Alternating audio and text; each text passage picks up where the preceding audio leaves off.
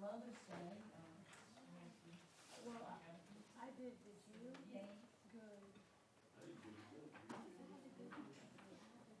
Oh, is that, so Mother's Day happens during the school year, so like all the young kids go home and are beautiful, like, oh, here are the cute things mom did, and then Father's Day rolls Yeah. around and there's just Yeah, you're right. They're flip-flops. nobody's making anything. But you know the difference. They're in school. That's what he and said. the That's how they started. teachers get it Yeah. done, yeah. The teachers And slash mom. in the Yeah. summertime, when we don't have that sweet thing. It's personal. You're not supposed to say that, Ms. Courtney. Nothing personal on that. That's right, there isn't. Mr. Breen might think there is. It's just the school's not in session. Yep. Maybe it should be.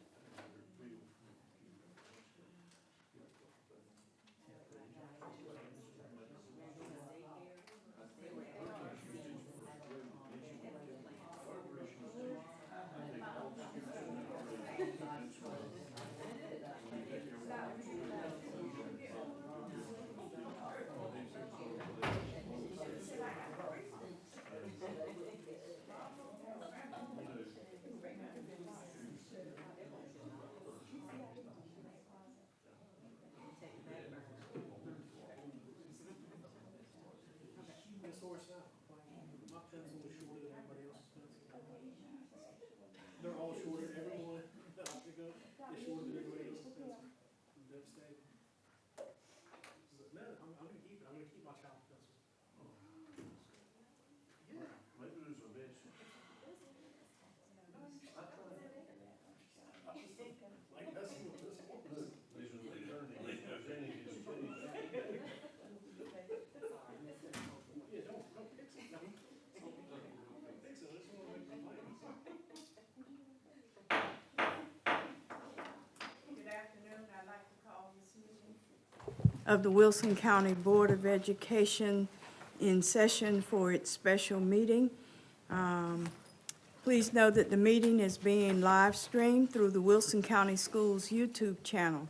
The public can go to YouTube to find the video or go to the Wilson County Schools Facebook, Instagram, and Twitter pages, and the Wilson County Schools website for the YouTube link. Members of the board, what is your pleasure in regard to the agenda? Madam Chair, Mrs. Powell? I move that we approve the agenda for the May 13th, 2024 special meeting of the Wilson County Board of Education. So, It's been moved by Mrs. Powell, seconded by Mr. Mercer, that the special meeting agenda for the Wilson County Board of Education for May 13th, 2024 be approved. Is there any discussion? Hearing none, all in favor of the motion, let it be known by the sign of aye. Aye. Those opposed, nay. Let the record reflect that the motion carries unanimously. Please join me in the Pledge of Allegiance to be followed by a moment of silence. I pledge allegiance to the flag of the United States of America and to the republic for which it stands, one nation, under God, indivisible, with liberty and justice for all.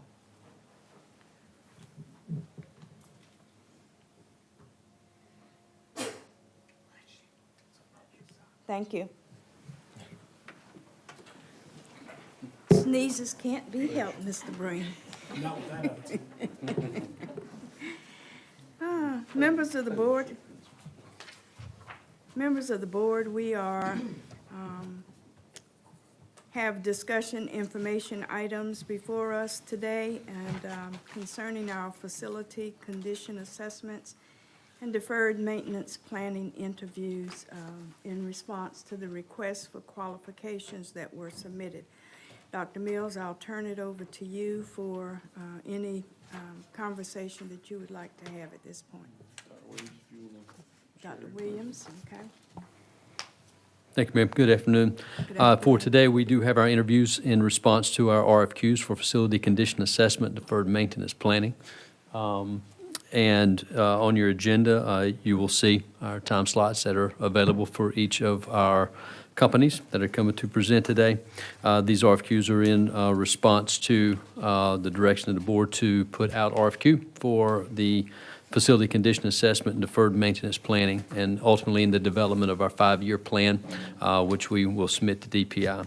Our first company for today, first presentation, ISES Corporation.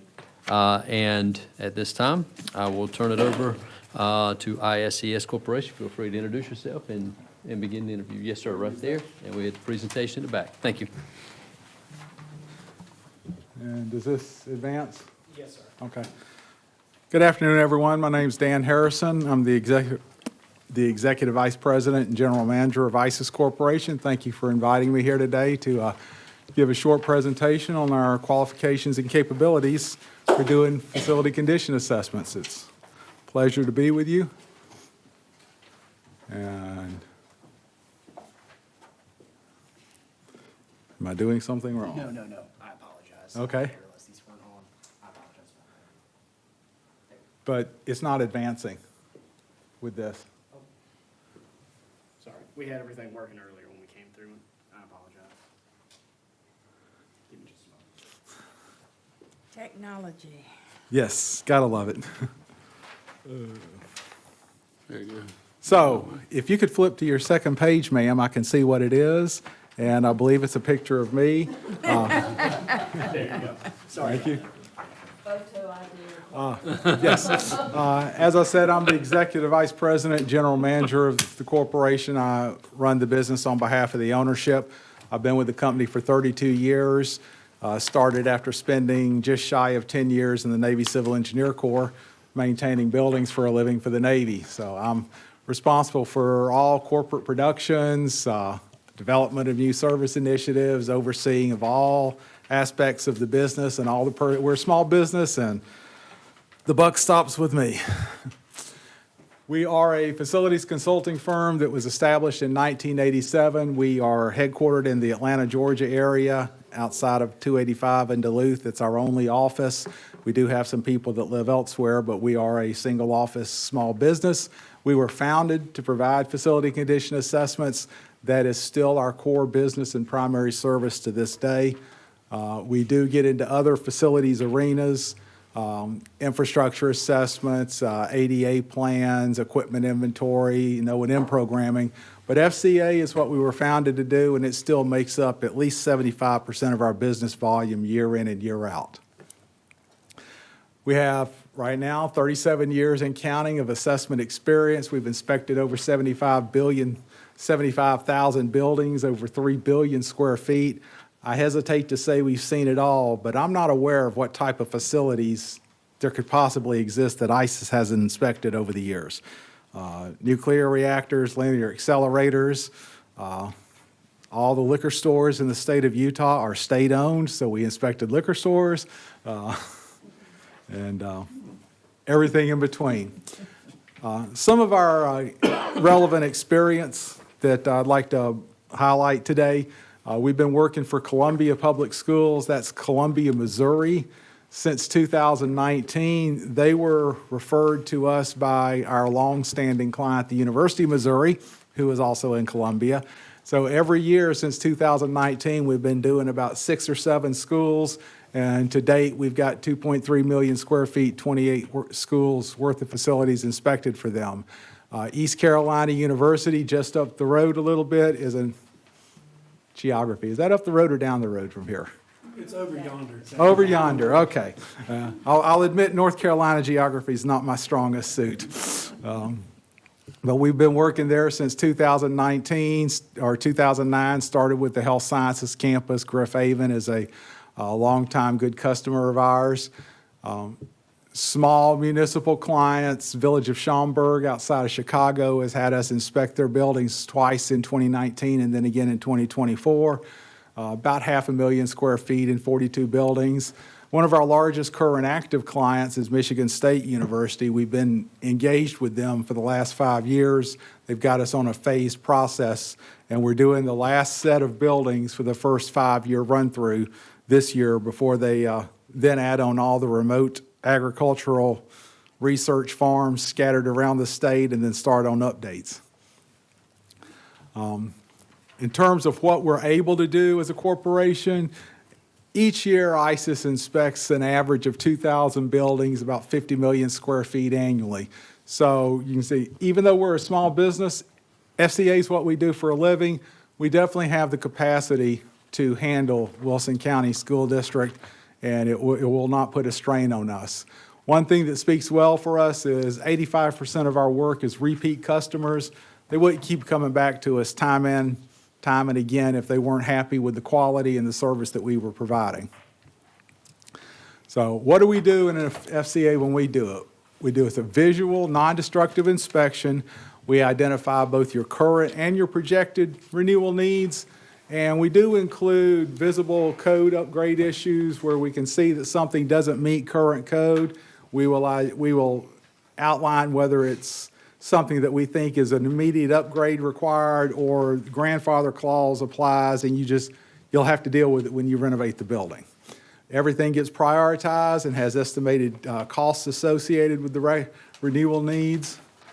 The primary goal when we're going through it is to generate some granular data that can be used to support your facility renewal decisions, not just to give you a bottom line number, but to give you data that will help support your active daily planning decisions. The process we go through, it's a fairly straightforward process, but it's been honed many times over the last 3.5 decades. After we get things kicked off, we go out to inspect your buildings. At each site, we have a 2-person team that hits each site, architectural inspector and an MEP inspector. We start on the roof of the building, then work our way down inside, then do the entire exterior walk around, visually inspect everything. You'll notice a question mark in that upper right box, gather nameplate data. That was mentioned somewhat in the RFP with regards to barcoding and nameplate data. We do provide equipment inventory services, but since we don't have a defined scope on that, so we're not sure if that's something you wanted. It's not a problem since there's been no pricing at this point, but that's something that needs to be discussed down the road. What exactly are your desires in that area? But we document everything we see in the field with photographs, review what we've seen for immediate issues that get passed on to you at the end of week meetings. Then we come back and prioritize from our office, prioritize and classify everything, generate the renewal costs, put it all into our database system that we use to manage the data and to publish the reports, run it through a QA process, and then deliver the reports to you for review and then use, and then develop a executive summary report and presentation at the end of the process to deliver probably to this body again, maybe even the public if you want them here. That's your call, not ours. What are we looking at when we walk the buildings? The site the building sits on, the exterior envelope, interior finishes and structure, ADA issues related to access to the building and the goods and services provided by the building.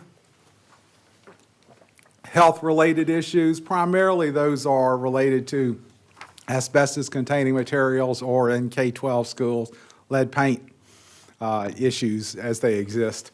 Fire and life safety is both your detection, suppression, and alarm systems, plus your means of egress, and then all the MEP systems in the building also. We give you a summary of findings that projects your 10-year renewal needs, both your non-recurring and your recurring, deferred, and projected needs. And what are those? Non-recurring, we'll start on the right, is a one-time repair or replacement of a component.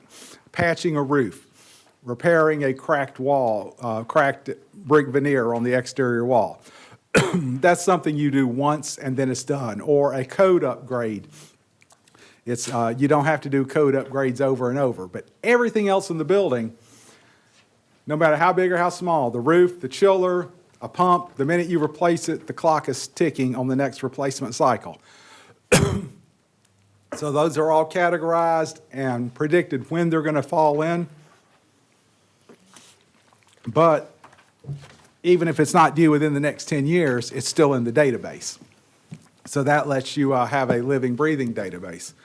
The cost associated with our renewal needs, we have an in-house cost library that we've worked on extensively over the years. We use means as a source. It's real good for material costs, but it's not great for labor. We build our own assemblies, and we vet them constantly with our clients throughout the nation. The cost library does get adjusted to local cost indexes.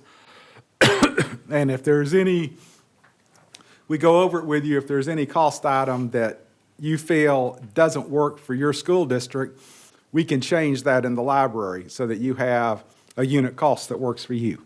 I have a question. Yes, ma'am. What is RS means? That is the largest publisher of facility cost standards in the nation. They publish a lot of different books. They have an expensive, difficult-to-use cost estimating software system. They are part of the Gordian Group now. Gordian is a job order contracting entity that bought out one of our competitors and then bought RS Means also. But it's a cost estimating service that most facility professionals have used RS Means at one point in their life. Board members, if I can ask you to please write your questions down. He has a definitive amount of time to make his presentation, and then we have time to ask questions. Thank you. I've got about 5 minutes left, correct, ma'am? Yes, sir. Okay. When we finish compiling all the data, we calculate what's called a facility condition index for each individual building and your entire district as a whole. That's just a measure of how far behind the curve you already are in terms of funding. It's deferred renewal needs, deferred being those things that should have already been dealt with, but you haven't been able to afford it. So total deferred needs divided by current replacement value gives you your facility condition index. And if it's above 0.10, you can see the facility is in poor condition. If it's below 0.05, it's in good. So that's a measure of how far behind you are already in funding. Facility condition needs index, we also calculate, is the measure of the overall health of the building. That's all of your 10-year needs, deferred renewal, projected renewal, non-recurring needs, everything you need to spend in the next 10 years divided by CRV. And the higher the FCNI, the worse condition the building is. Until you get to an FCNI up pushing 0.60, it's time to think long and hard about, do you want to throw good money after bad? It might be better, unless it's a historic structure, you're better off building a new building and tearing that one down. Not keeping it and repurposing it because it's in bad shape and it's a money pit, but you're better served spending the money to build a new construction. The one school entity of client of ours that did that, they're a private school, but the Lovett School in Atlanta, they used our FCA data to justify demolishing in turn their primary, elementary, and middle school buildings, one after the other, and rebuilding new buildings on the demolished site because the buildings were in such poor condition and such a bad design from the 60s that nobody would have been happy with them by the time they renovated them, even if they'd spent a lot of money in them. So the deliverables we're going to give you are individual reports for each school, both draft and final, a summary report presentation. Everything is in an online database, the ISIS AMS system hosted in the cloud. You will have access to that, training and how to use it, and the ability with it to run your own queries, your own summaries, and to update it if you want to as time goes on. Or you can just export the data into Excel or PDF format or other supported formats and use it in another way. So what are the distinguishing factors for ISIS Corporation? We exist, I won't say solely, but 95% to provide FCAs. It is our core business. almost 4 decades of experience. The people we send out into the field have an average of 30 years or more in the facilities industry. So we don't have an army of fresh out of college rookies for 2 reasons. One, they don't know what they're looking at. They haven't learned yet. They received an education, but they don't know what's in a building. And 2, they don't want to work for us anyway. Graduate engineers, graduate architects, they want to go off to design. So we look for the seasoned professionals who've either spent their career working in facilities or some design professionals who, after 2 or 3 decades, have gotten tired of beating their heads against the wall in the design industry, but they know what they're looking at, so they finish out their careers with us, or some former clients. One of my architectural inspectors is a gentleman by the name of Joe Rogers. He was a VP for facilities at the University of South Carolina, where we worked for about 5 years. And after he retired, he said, hey, can I inspect buildings for you all? Sure. So he goes and does that now. Our track record, we don't have a price associated with this yet, but if you select us, we'll be submitting a price. We always deliver our projects at their original quoted price. We don't play change order games. The only change orders we ever are party to is when the customer wants to add more sites to the study or completely change the work scope. If we make a mistake, we're gonna own it, but we're gonna honor the price we gave you and make sure you're satisfied with our work when we're done. Because that's the way we get regular callbacks to perform re-inspections, inspect new buildings. If we didn't make our client happy, they wouldn't come back to us. So in our opinion, better data equals better decisions, and I'm now open for questions. Thank you so very much, Mr. Harrison. Members of the board, do you have questions? I've got a couple, Madam Chair. All right, Mr. Breen? The first question is, could you tell us about Rob Capolino? Rob Campolino is my Director of Infrastructure Services, and he heads up our equipment inventory element, which is why we proposed him as project manager for this, because there's a potentially equipment inventory element to it that we're not sure. Rob has worked for me for about 15 years. His father worked for us before that. After his father retired, he was the Director of Facilities and Utilities at Vanderbilt University, and came to work for us when he retired from there. So Rob Jr., as we call him, used to work for his dad in a utilities consulting field at Vanderbilt, and then has been with us doing facility assessments and equipment inventory for about 15 years now. And my second question is, of the 15% that didn't come back or didn't renew a contract, can you provide any kind of, did they provide you any kind of reason, or did they just not select you again? All right, it's not 15%. 85% of our business every year is from repeat customers. Okay. 15% from you. But we don't get 100% callback rate. Probably 40 to 50% callback rate, because a lot of our clients are just one and done. They want to do a facility assessment, they want to generate a bottom line number, and then they submit that number, and they're done with it for a while. Sometimes they do come back. Morehouse University comes back to us every 10 years, like clockwork. But they don't do anything in between that time. We just started another revolution there. Another substantial number of our client, in terms of numbers, are single building entities. So there's nothing to come back on. They hired us to do a due diligence. So we do that, and then we're done. And there's, sometimes we get tossed out of a client site because of a change of personnel. Higher education is our largest market. The higher education facilities community is very transient. And they also have long memories.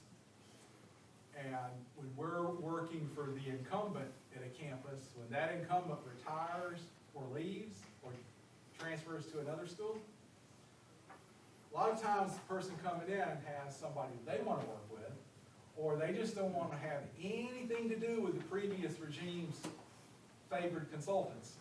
So we have that happen to us, and we inherit clients from our competitors, and our competitors inherit clients from us because of the cyclical nature of things, regardless of whether any of us have satisfied their needs or not. Does that answer your question? It does, thank you.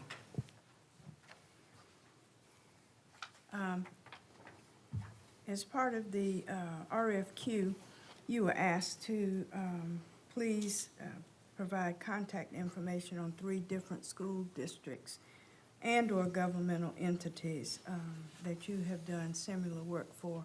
So do you consider the schools, Michigan State and Columbia School System and ECU, are those examples that you gave considered your 3 entities that you have done work for, that Yes, you ma'am. are asking us to do? There are 3 of them. Yes, We submitted 3 in the RFP, in the statement of qualifications. right. And then I was asked to provide 3 in advance of this. I wasn't Yes. sure if that meant 3 more, so I provided the same 3 from the statement of quals plus 3 Okay. more. Okay, You're welcome to contact any of them. In the past, we would put our entire client reference list in proposals, but usually we're limited by page counts these days. You're welcome to contact any of them. okay. You indicated that you've done a lot of your work in phases. We have, 24 facilities that we, or what number are we looking at, Dr. Mills, Dr. Williams? All of them? Yes, ma'am. It'll be all of our schools and all district buildings as well. Right. Is that a possibility to handle all of that within one evaluation Oh, process? absolutely. In Okay. fact, 24 schools plus, I believe it was 4 or 5 support facilities. I mean, that is, don't get offended, that's a small project. Okay. That's a small project. No offense The- taken. The one we're undertaking for Morehouse right now started last week. In terms of square footage, it's a small project, but they have 60 facilities, I believe. Okay, And we're doing that this summer. No, it can all be done as one project, one phase, and for standard FCA, probably looking at about 5 months, start to finish, okay. for that many schools. All right, and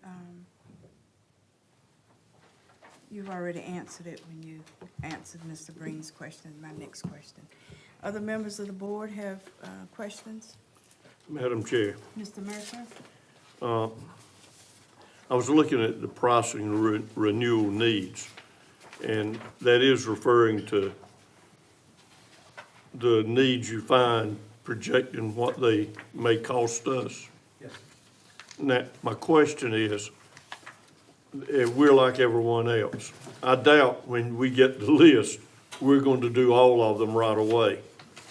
Now, do we have a means of being able, as time passes, those we don't do up front, getting updated numbers? Or is the information provided to us in a way we can compute that ourselves? Everything is stored in the ISIS AMS database. The published reports that you receive will have everything shown in the published report in today's dollars, except for one report, that's the section 4.2, projected renewal needs. And in that report, each renewal need is inflated out to the projected out year using, right now we use 3% as our default out year inflation, but we can change that to any number you want for out year inflation. But it projects those to if it's a 2027 need, it adds 3% inflation for 24, 25, 26, 27 compounded in that report. Within the database, everything always stays in today's dollars. So right now, that's gonna be $2024. Once a year, we add the inflation rate for the year that just ended. We tell our clients what we recommend to use. We calculate it using the engineering use record building cost index, year December to December inflation in the BCI, which is one of the best measures for building costs in the nation. And that's the inflation rate for the year just ended.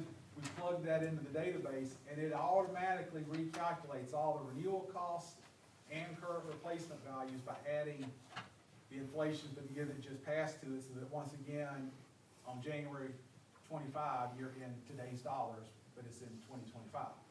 So if you have a year like 21, where inflation was 9.6% according to ENR, that 9.6 will jack up all your costs. And that happened to our clients across the nation. And they knew it was coming, but it was still sticker shock. So in other words, once we have clarified and you submit a bid, it will be with the rate from 2023 factored into this year. No, we would be starting in 2024. Oh, you started at Yeah, 24. we're already, our cost data is already in 2024 dollars. Okay, all right. So, the only sticky issue we have is if we start a project that stretches over Into the next year. a fiscal year, and then we need to hold off adding inflation until we finish, so that the client can see everything in the same dollars and compare, and then once everything's signed off on, then we add the inflation for the year that just ended. Ms. Barnes? You did a really good job of doing the renewal needs for Durbin Elementary School, Durbin Ridge. And I was noticing that the current replacement value was 31 million, I guess it is. Yes, ma'am. Is that an average of what a replacement cost would be for an elementary school if they had a poor rating? No, the CRV is current replacement value, which has nothing to do with the condition of the existing building. That's the estimated cost to replace the existing structure with a brand-new building, regardless of whether it's school. It's a brand-new facility of modern construction standards, identical size, and identical use as the current facility. So if you're using it as an elementary school, it might not have started out as that. The replacement cost is for a brand-new elementary school to modern standards, and we use a square foot cost basis from RS Means based on facility type. They get modified based upon facility size, because the bigger it is, the better economy of scale you get. So a 100,000 square foot high school is gonna cost more per square foot than a 300,000 square foot high school, because you get economy of scale as you get bigger. We put in modifiers for demolishing the existing structure, professional fees, design fees, limited site prep because it's building on the existing site. That's current replacement value, not market value. We don't deal with market value. We have no idea what you could sell it for. So that's the cost to replace it. But it's identical size, and that's key to remember, because most people never replace a structure with something identical. All right. Are there any other questions? And Mr. Harrison, we thank you so very much for your presentation to us, and we will in turn get back to you with decisions that we make. Thank you. It was Thank my you. pleasure presenting. And if you would be so kind as to tell Bill Rock, who comes up here next, he's not needed, just to leave. We're good friends. All We're right. good friends. If you will exit this door here, please. Okay. Feel free to stop off at the gate. And pay the exit fees. Thank you. Thank you so very much. Y'all have a great Safe night. travels You back. too, thank you.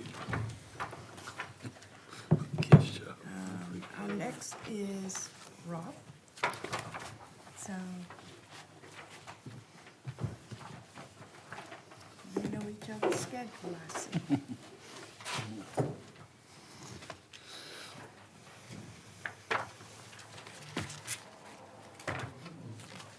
I hope they've got a bench out there on the street. I'll show this.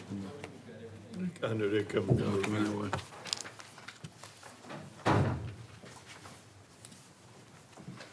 Excellent.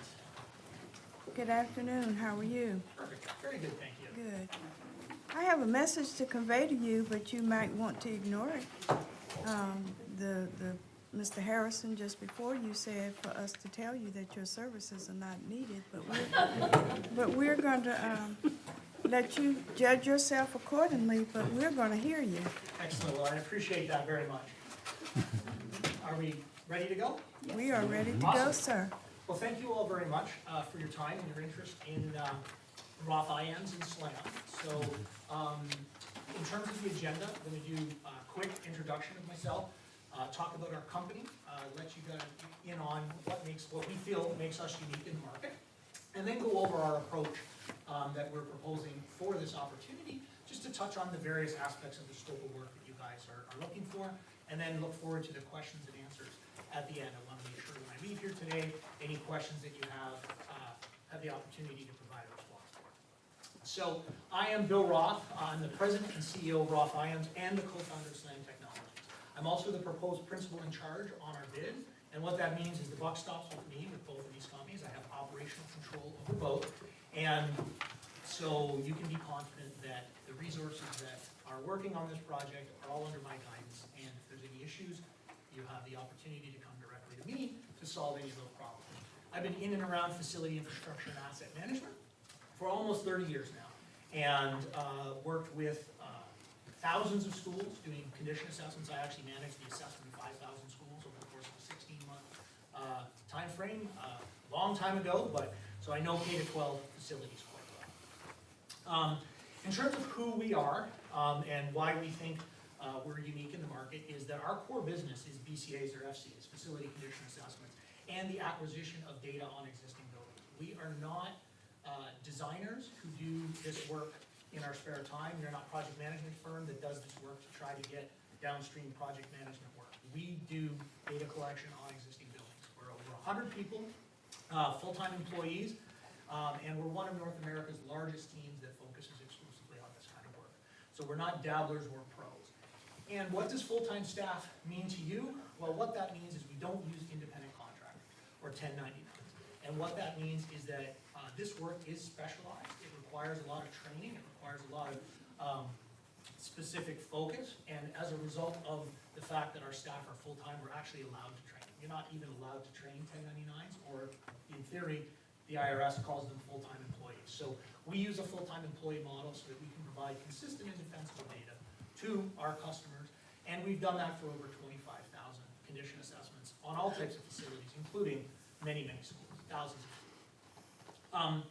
Just as a matter of proof, Sourcewell is one of North America's largest collaborative or cooperative procurement agencies, and we were the highest ranked proponent on a Sourcewell bid for facility assessment and planning services. So everything that you're asking for here was included in that bid.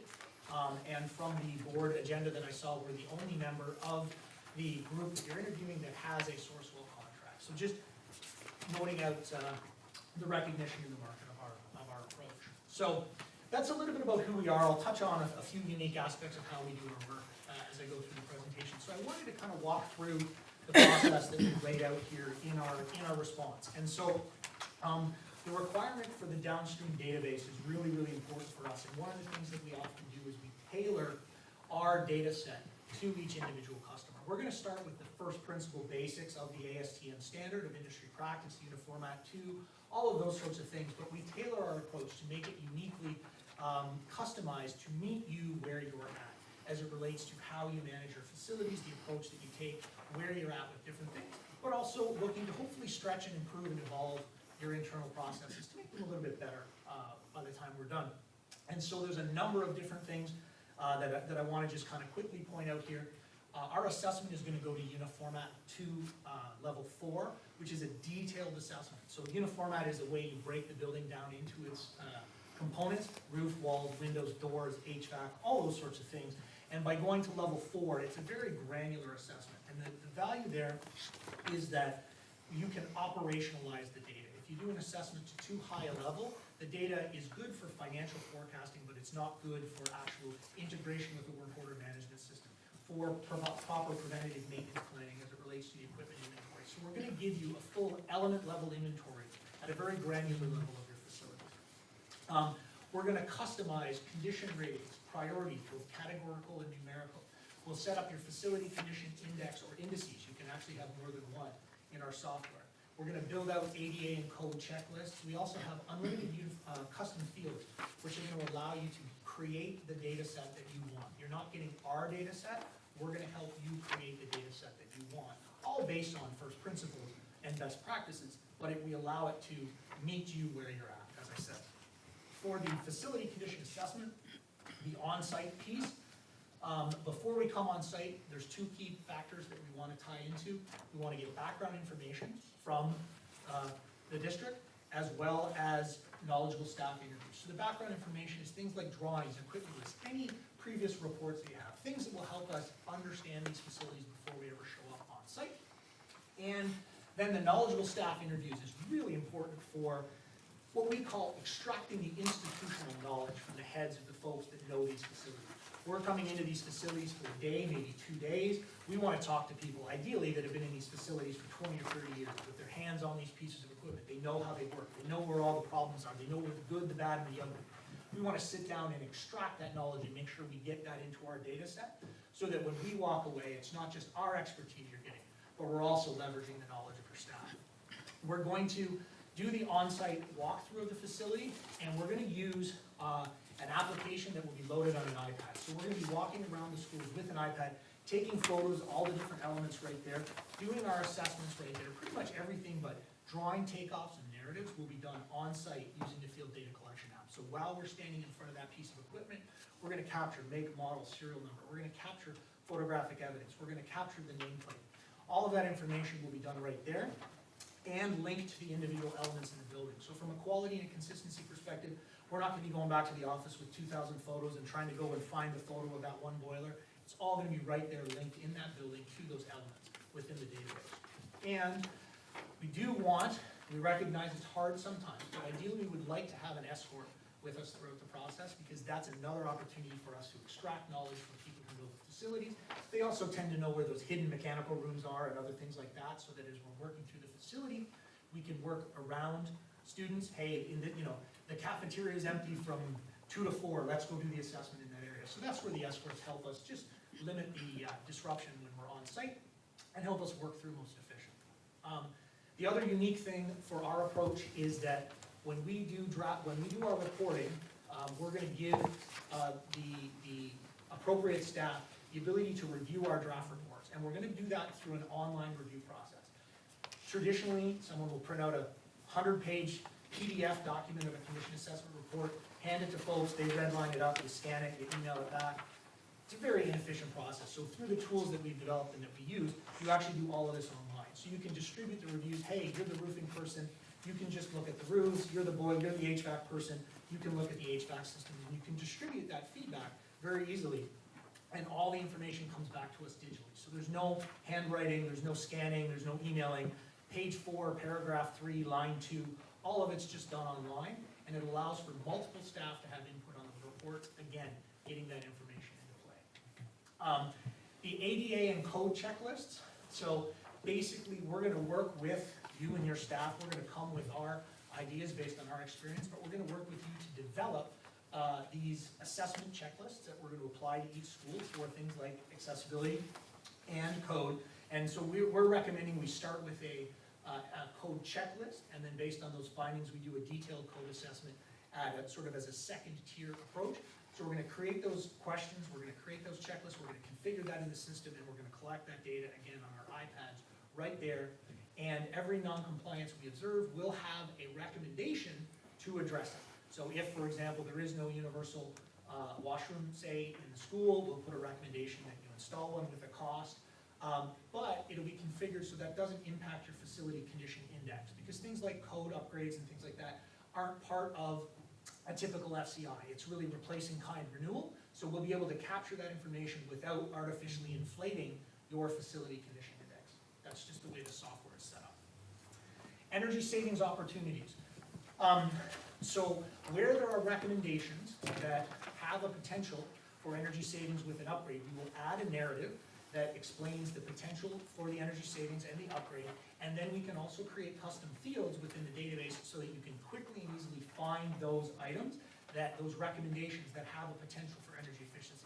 A traditional facility condition assessment is replace in kind, replace today, what is there today with today's equivalent technology.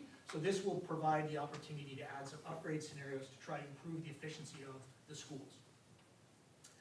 The equipment inventory and tagging, this is the barcoding piece. So this is something that will run in parallel with the FCAs. We typically do this with a separate team because the flow through the school is very, very different. A condition assessment will move through typically a lot faster because we might spend an entire day in a mechanical room of a big school tagging all the equipment in there, for example. But there's a background information request, again, similar but different to the one for the facility condition index. We're gonna develop a desired data set for you, which says this is the type of equipment we want to tag, this is the type of information that we want to gather for each type of equipment. We're going to basically design a tag for you, get that tag printed. We'll do a review of your current work order system so we understand what the data set is going to need to look like for us to get into the system, because ultimately that's where that data, we presume, will reside. So we need to understand what that data looks like. Our tools are easily configurable so that our output will match up with the input of your work order system. Then we're gonna basically get to work, review the as-built drawings so that we can see where the equipment is, particularly if there's any concealed equipment that we're looking to tag. We wanna have a sense of where that is before we go into the school. We're gonna go through the facility methodically and observe, find the equipment, apply the tags consistently. We'll define a standard of where we put the tags on each type of equipment so you know where to look. And then, as I said, our output for that process will line up with the input for your work order system to try to make it as seamless as possible. The facility reinvestment calculations. So using the SlamCap software, we have what we call our key performance indicator functionality. And the graphs that you see here are just two different examples of different types of funding scenarios that exist within SlamCap. So what you can see here is a advanced FCI funding and a simple FCI funding. So what we do is we allow you to take all of the data, or basically you could do one of these graphs for each individual facility, and you can come up with the implications from a facility condition index perspective, which is the deferred capital renewal need divided by the replacement value of the building. That's what an FCI is. And this shows the impact to that FCI, which is an industry standard benchmark, of different levels of funding. Either straight line funding, so the bottom graph has 4 different values for straight line funding.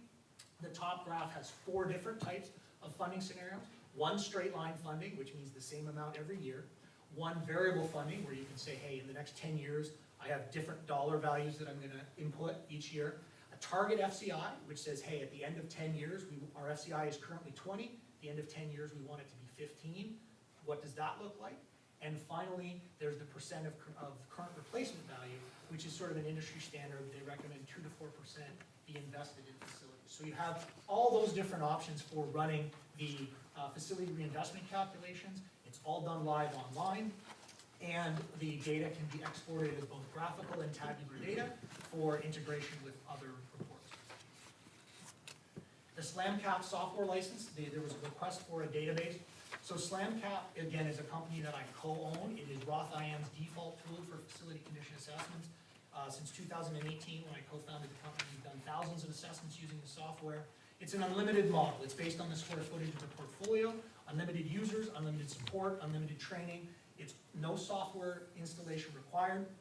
All data is housed on Microsoft Azure servers. Our servers for this region are located in the eastern US. I can find out exactly where they are, but Microsoft tells us it's eastern US.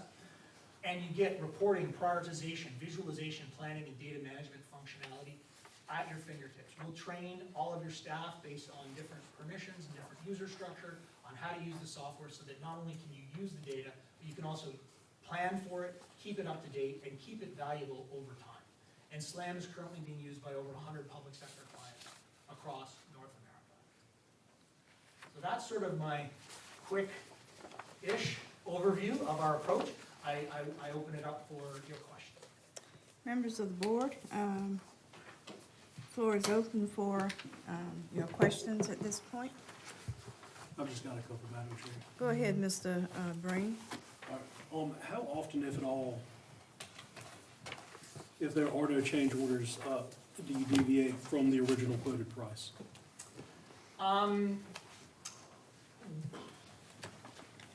Generally,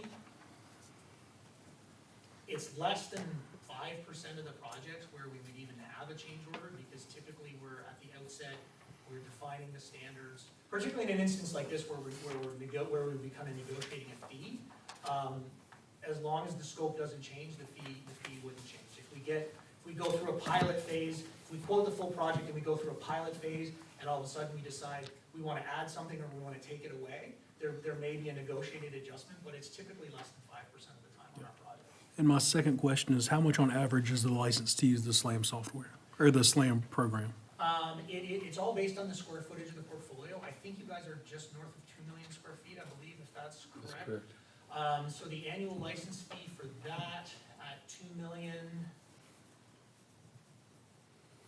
would be probably about 17,000 a year. Because you would be, because we're doing the condition assessments at the same time as the software implementation, we're gonna use the software whether you license it or not. We would waive the implementation fee, so it would be approximately $17,000. With the exact square footage, I couldn't quote an exact fee, but it's in that, let's say 15 to 20 range. Those are my questions. Members of the board, other questions? I have a couple. If you are coming in, what's your time frame to do your analysis?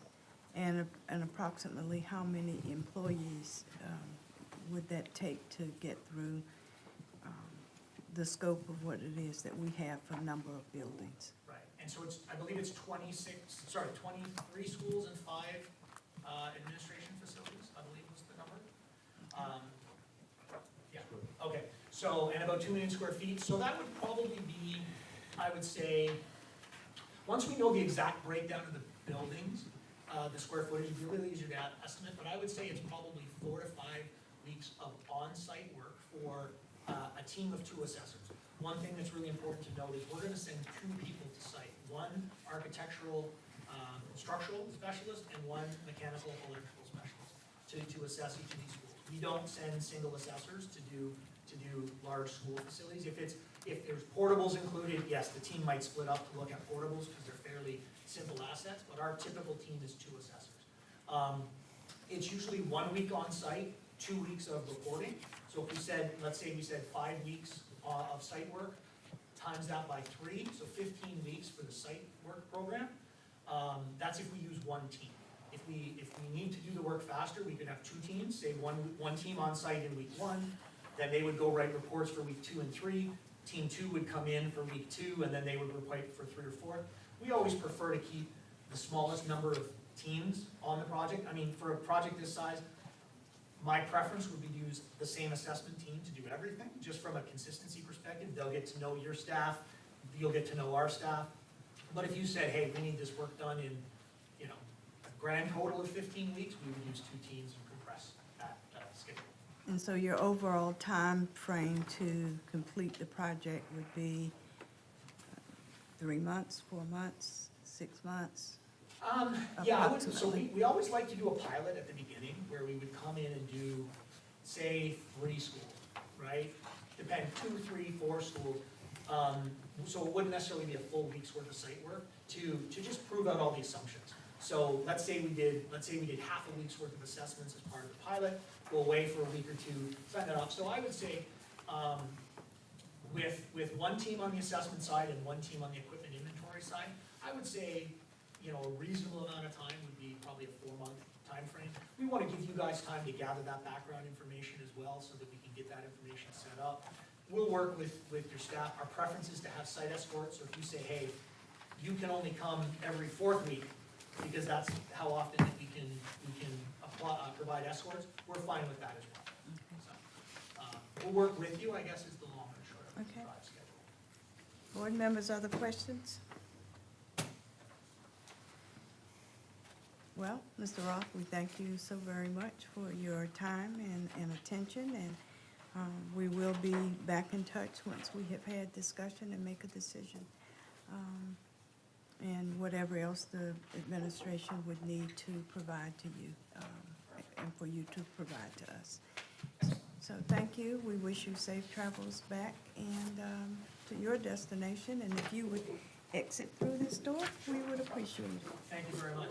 And if there are any further questions after this, please do not hesitate to ask, as it is, however it is within your procurement process. But if there is anything, we're happy to provide additional answers. All right, thank you so Thank you much. so much. Appreciate it. Thank you. Through here. All right. Thank you. Thank you.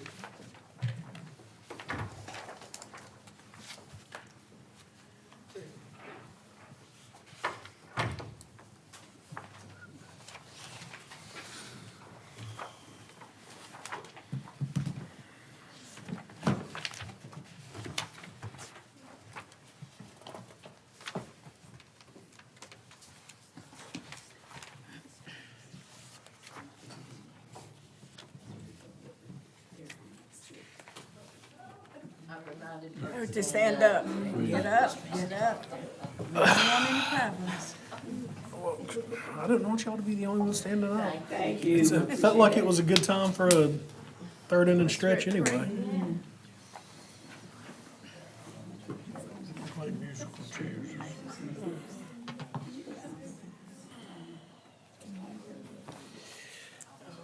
Mr. Construction, you have no questions on these individuals?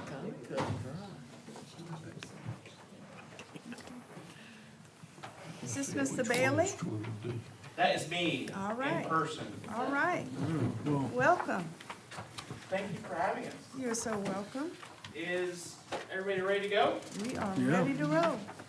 I have a little bit more people than I thought we'd have, but I do have a first question before we get started.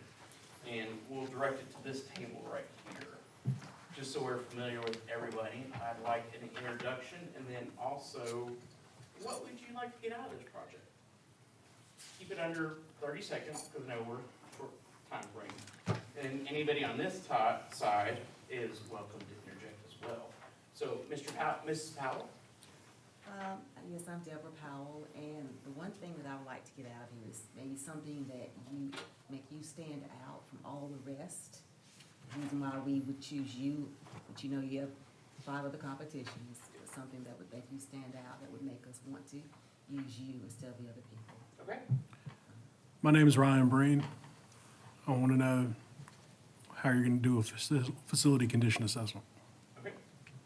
Henry Mercer, I'm looking to see who we can find to give us the best direction on our facility upkeep and plans. Well, let me rephrase my question. What do you want to get out of the deliverable you see from a consultant? Not from us, but overall, what do you achieve from this project? So we'll take those, but going forward with Dr. Mills, what would you like to see the overall outcome of this project? I'd like for the board to be able to make a good decision and we can get going. Okay, How's that? I like that one. I've heard it before. Well, gee, thanks, Dr. Mills. You're welcome. Dr. Christine Fitch, I'm the chair, and I want to see your options that you make available to us, and how can we best utilize you, and what will you provide us what we have asked for in the RFQ? Blake Boykin. I'd like to see our facilities in top-notch shape. All right. Velma Barnes, I would like to see all of our facilities in need to be replaced, refurbished, restored. Beverly Boyette, I'd like to see a plan that we can look at and then go, 1 year out, what's immediate, 5 years, 10 years, and the cost, so that we can then plan effectively to get our schools where we want them to be. And I'm- Anyone on this table want to interject? I mean, if you want to do it Well, real quick. Well, like we're on a time schedule. I know, but just So- like anybody, Dr. Williams or Mr. Williams? Same as Dr. Mills. We need to go ahead and get our facility assessment done. So you can go ahead, Mr. Bailey. Let's go. Well, Axios. who is with you, please? Taylor, I'm a senior assessor. I'll be working on the project management. He has a long understanding of facility management and facility managing active facilities. I'm Jonathan Bailey. I was getting ready to get to that in just in a second. I've been managing facility condition assessment projects for the last almost 20 years. I've done assessments of the U.S. Capitol down to a greenhouse in Florida for the U.S. Department of Agriculture. So we have a depth of experience from big facilities down to small facilities, but we have a lot of recent facility experience in North Carolina on the school side. Axios has 5 offices, over 42 full-time staff. We are a consulting firm that specializes in condition assessment and cost estimating. We believe those two go hand in hand, so accurate costs help feed into the facility condition assessment. We don't use RS means, we use local historical cost data when we do recommendations in our condition assessment. So that's why, that's our main focus. That's what we do, and we do it daily. Full-time staff of assessors and cost estimators. And we've been in business for over 11 years.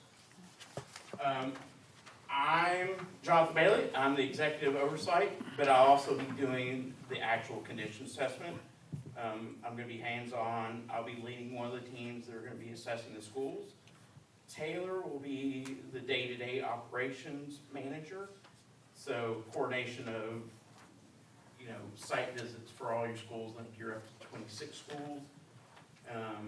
Taylor will be handling that coordination of who escorts who when we're on site, but we're all going to be on site together. I'm going to be leading a team. Taylor's going to be leading a team. You see Tom Hall, Brian, Dave, they're going to be leading a team. Dave had experience doing assessments for Minneapolis public school systems, so he understands schools as well. We all have similar school experience in North Carolina. So as our condition assessment approach is going to start with investigating, and Taylor's going to give you a little more about that. So we want to start off immediately is being able to get our hands on any documentation or supporting information that we can get before we get to site, anything that you guys can provide. We also want to sit down with the appropriate people, the knowledgeable staff, the people who know the history and know the goals of each property.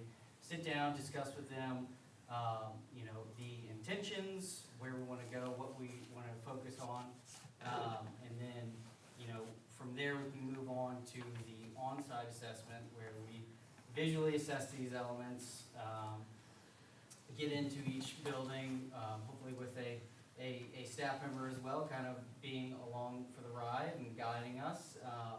But we'll be in there and take our time to physically, take any of that previous information and validate it as we are on site, making sure that facilities are, as described, and if not, we come up and take some time to pay attention to each building as its own asset.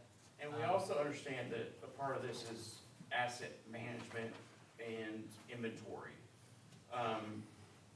We've done asset management tagging of over 2,000 assets in a single building.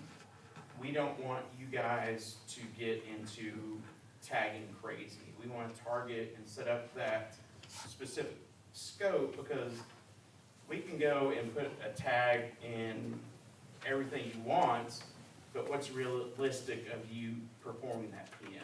So we want to sit down with you first as part of that investigative experience. It's like, okay, what's realistic and what's actually, what do you need to, what's part of your PM program? We don't want to get in the weeds of it, but if you subcontract out your HVAC PM, that inventory might already be there, and they might have all that asset information, and they take care of that. So that's a validation instead of a new. So that's part of the first step of investigative, is like, we want to make sure where do we want to target it and the best use of the funds as part of this project and what's beneficial going forward.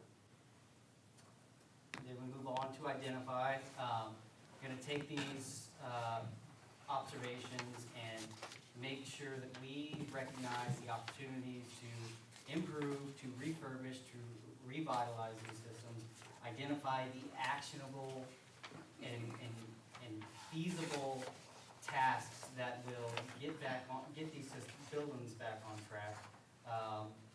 Make sure that we focus on deferred maintenance and identify if there's a way to prevent that in the future, and capitalize on the timing of these projects and the ages of the systems, how they all coincide, how they may not, and working to develop some plans that will lay out basically, you know, a real actionable plan that's not just based on a template or a task order that's tagging systems for just data input. We are here to, identify these objects, but also really think about the actual use and application of these systems. So this is where we take that time to do that. And to follow up on that, we're not a life cycle driven condition assessment team. So you'll see some life cycle driven assessments that if you go into a building, they'll assign life cycles, carpeting, wall paint, ceiling tiles, HVAC systems, and they leave a computerized system to project when those are needed to be replacement. That's not what we do. We're strictly condition based. So if you have rooftop units, we open them up, look at the coils, we're not saying, oh, this unit's 20 years old, you need to replace it next year. It's truly a condition-based assessment. Same thing with interior finishes. If you're looking at carpeting, we understand that some buildings get utilized more than others, and then that carpeting wears faster, so that life cycle might be altered. And it's not just a blanketed approach of life cycle assessments. Any questions before we move on? Nope. All right. All right. Then we're going to engage. I like this part. This is where I like to intervene and like the planning. So once we've done all these site assessments, we're going to start culminating the data. And then we're going to start to see similarities. So if we have multiple schools where you have a roof replacement project, we can combine those projects at one. So economy of scale, cost savings, utilize statewide contracts where possible. We went through a similar process with Transylvania County. Last week, we spent 2 days with them in Charette's trying to combine projects of, I think in our RFQ, we identified over 96 million. And so we're trying to help them identify which project they should do first. And last week, we spent 2 days with them combining projects so they can bundle and start putting those out to bid. So that's where we start to engage with your team. It's sitting down, it's multiple iterations, we're presenting the accurate data, and then we start to translate it into actionable items. And how we do that is we have got a pretty cool tool. I'm not able to pull it up, but this is what we give all of our clients now. It's inputted into Power BI. It's non-proprietary software. It helps you analyze the data that we provide. It's fully functional. You click on one, so I know I don't have a live interaction of it, but you can see it's GIS based in the right corner or left corner, and it gives you total, but you can click on each bar and it zooms into each school. So what you're seeing right now is a current facility condition index. So that's the state of your facility right now. And then in 10 years, if you don't touch it, it tells you where it's going to go out. And so we can extrapolate that data and say, okay, if we don't want it to get that bad, we can look at our funding scenario. We can look at what you're getting budgeted for, your capital budgets, so we don't get that bad. And we can run different scenarios through that process. And this is data you own. This is not us. We don't have a license for it, so we're not, we can leave you the data and someone else can pick it up.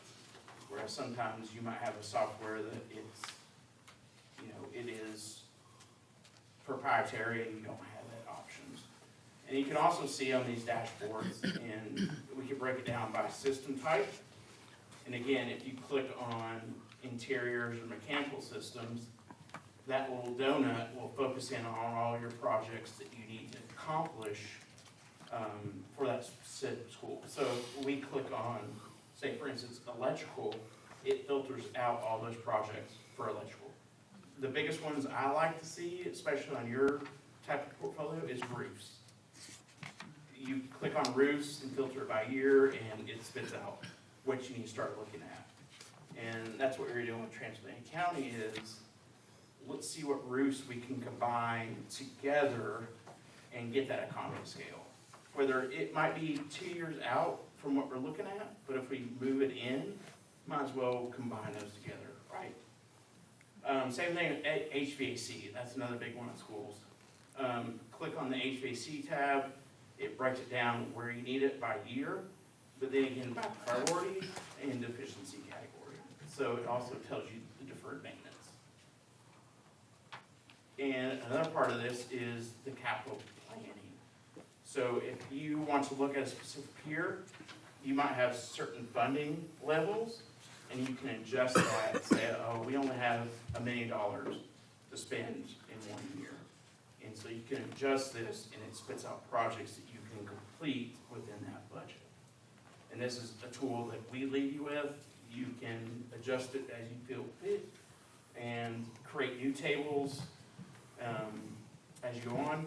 We have clients that we've developed a new dashboard that it shows completed projects. So as you complete a project, it takes away from the FCI, and it does KPIs. So I have a facility manager who's like, I need to show my KPIs because I'm supposed to do this. So as he completes projects, it whittles down and improves the FCI at the same time. And he can go back to his county commissioner and show that Madam Chair, progress. 15 minutes has gone for the time, just letting you know. All right, thank you. Sorry, we like to talk facilities and we could be here for an hour, but we understand time. Okay. Members of the board, are there questions that you would like to ask?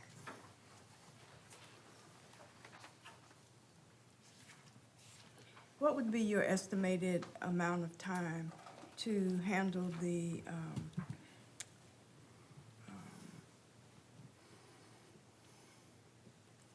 project? If we're looking at 23 schools and 5 other buildings. Site assessments would take over 1.5 to 2 weeks, just depends on timing. Then what we like to do is start trickling in capital expenditure forecasts. Each school will have a team of 2 to 3 people over that site period. And then we'll set up a review schedule, because I know you do have 23 schools. We don't want to bombard the county with information to review. We want to make sure you digest it, because that's important before we start reviewing the information. I know some people will just say, here's the report, this is what you get, and it's, ends up being a book on the shelf. We like to take the time and say, okay, here's our initial findings, here's what we're thinking, what is your capital planning projects for the next 5 years? A good example of that is we found one time a school wanted to replace a roof in year 1, and we said, no, that roof could last 2 or 3 years more, because that roof was just budgeted based on life cycle. So we take the time to look at what's in your budget to compare it with our findings, and then take that step to have that period of going back and forth. So the overall timeline to complete the assessment and then get report back to us would be about what time frame? So with the back and forth, let's say 2-week site visit, 4 weeks, all capital expenditures. Once that's done, another 4 weeks for final reports, so 10 weeks. Okay. We'd like to get the project, or at least the site assessments done during the summer before kids are in school. and we do that frequently. If not, we just do it after hours, because it's just cleaner that way. Okay. Other questions? Mr. Bailey Yes, ma'am. and Mr. Rupo, thank you so very much Thank for you. your time. We hope you safe travels back to We appreciate Duluth. your time very much. And if you would exit through here, we Sure would will. appreciate. Thank you. Thank you. Okay.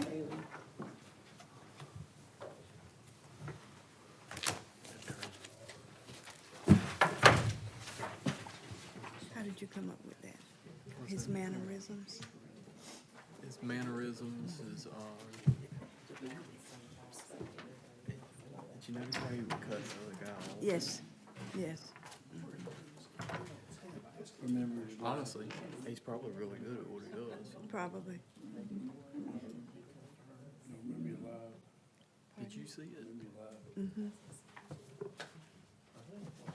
And he definitely did a cutoff whenever he just jumped right in.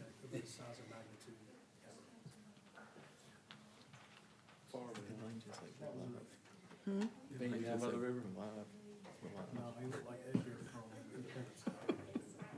I'm more of a Yes, we are. man down by the river. Thank you. Go time.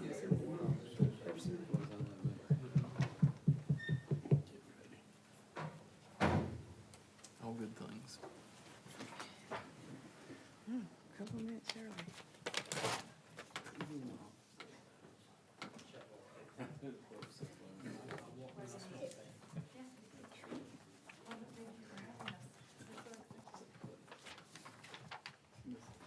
Good afternoon.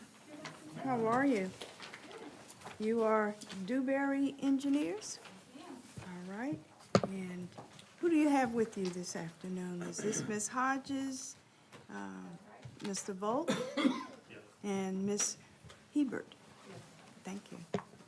Is everybody ready? Dr. Fitch, I did. Our technology will be right back. Oh. Just had to step out for just a second, but he's on the way back. Thank you. Yeah, and Ms. Lynch will be back in just a second as well. All right, thank you. Thank you.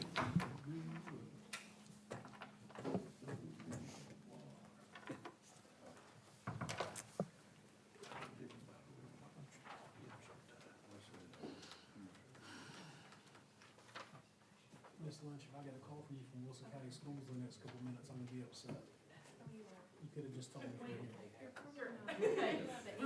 good on our. I sure hope not. No matter what.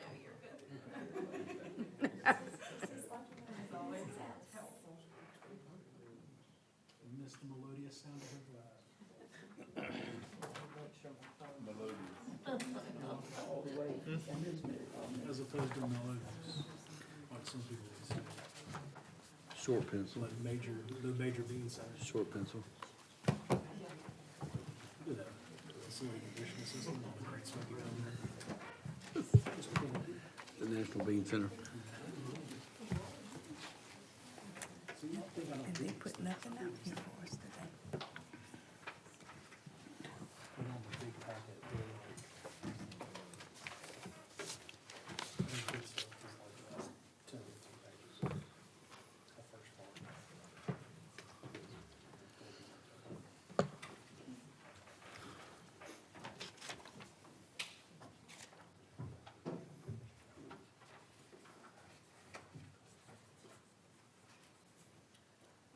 You always miss that 5:30 dinner break.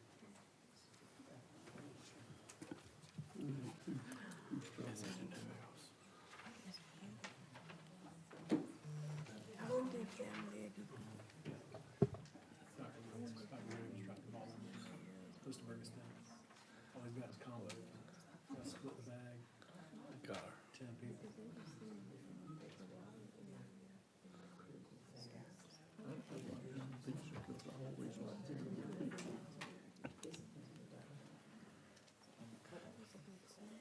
We're meeting at fight next Monday, right? Yeah. At what time?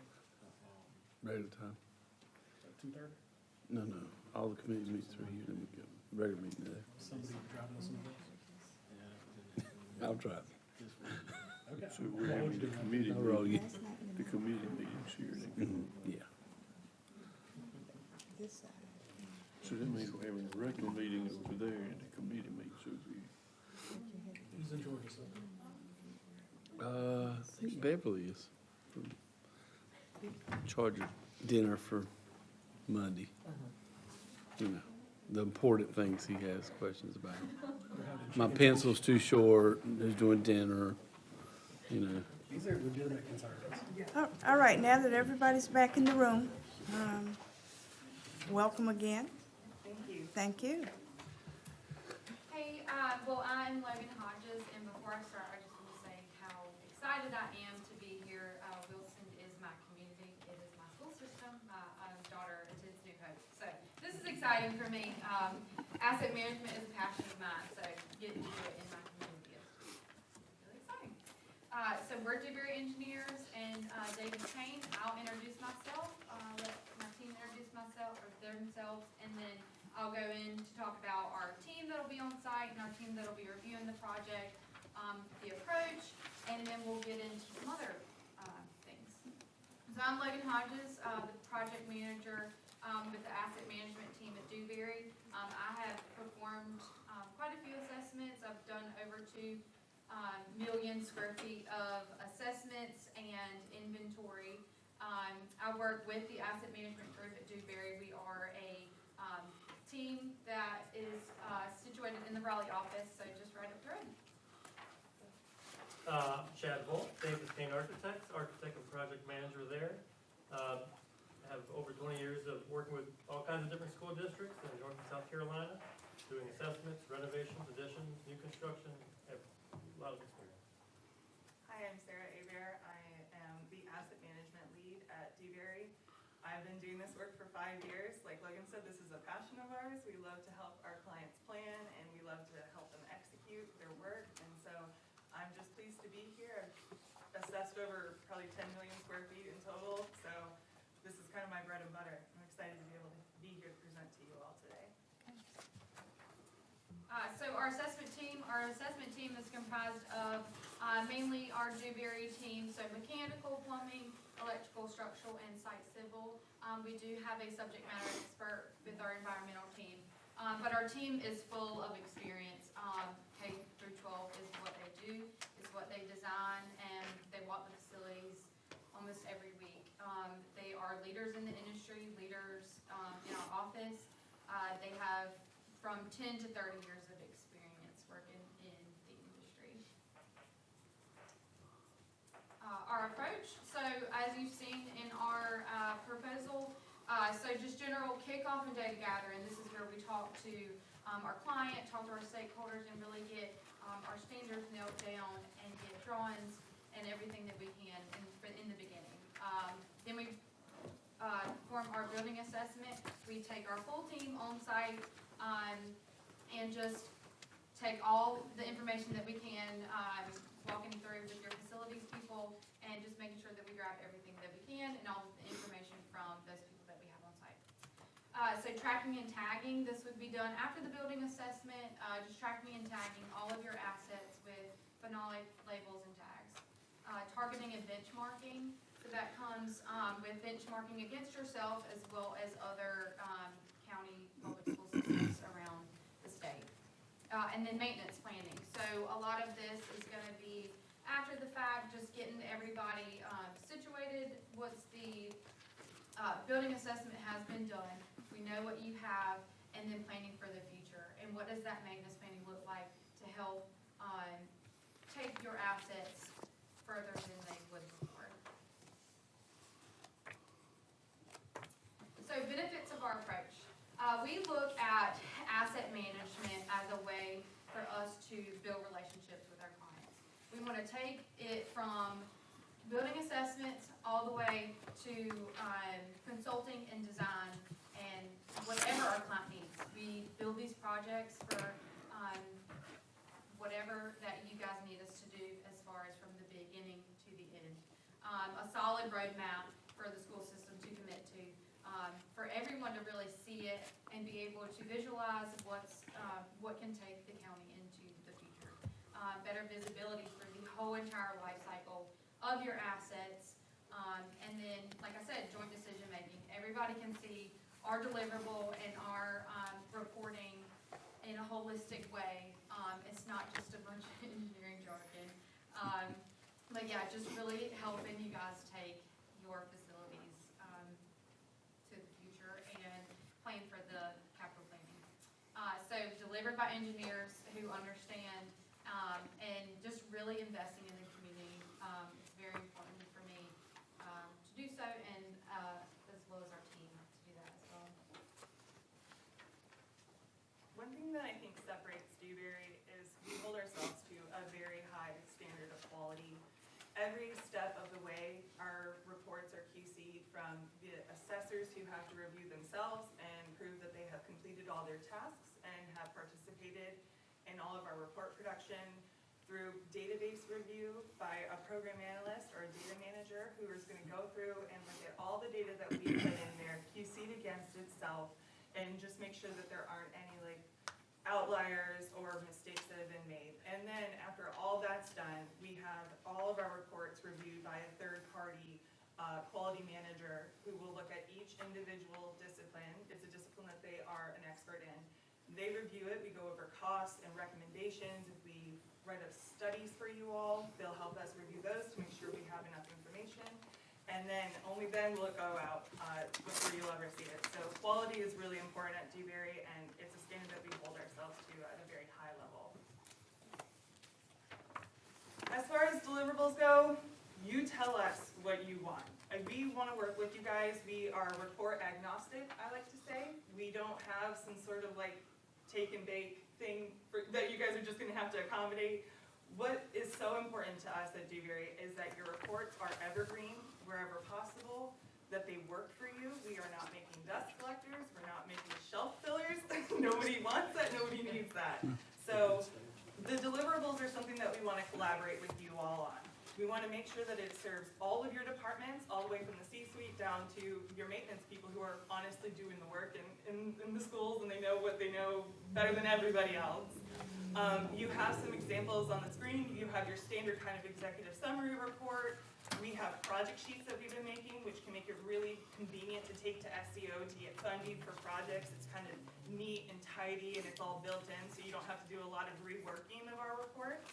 We have cost summaries with capital plans in there, so you can see it projected out over years.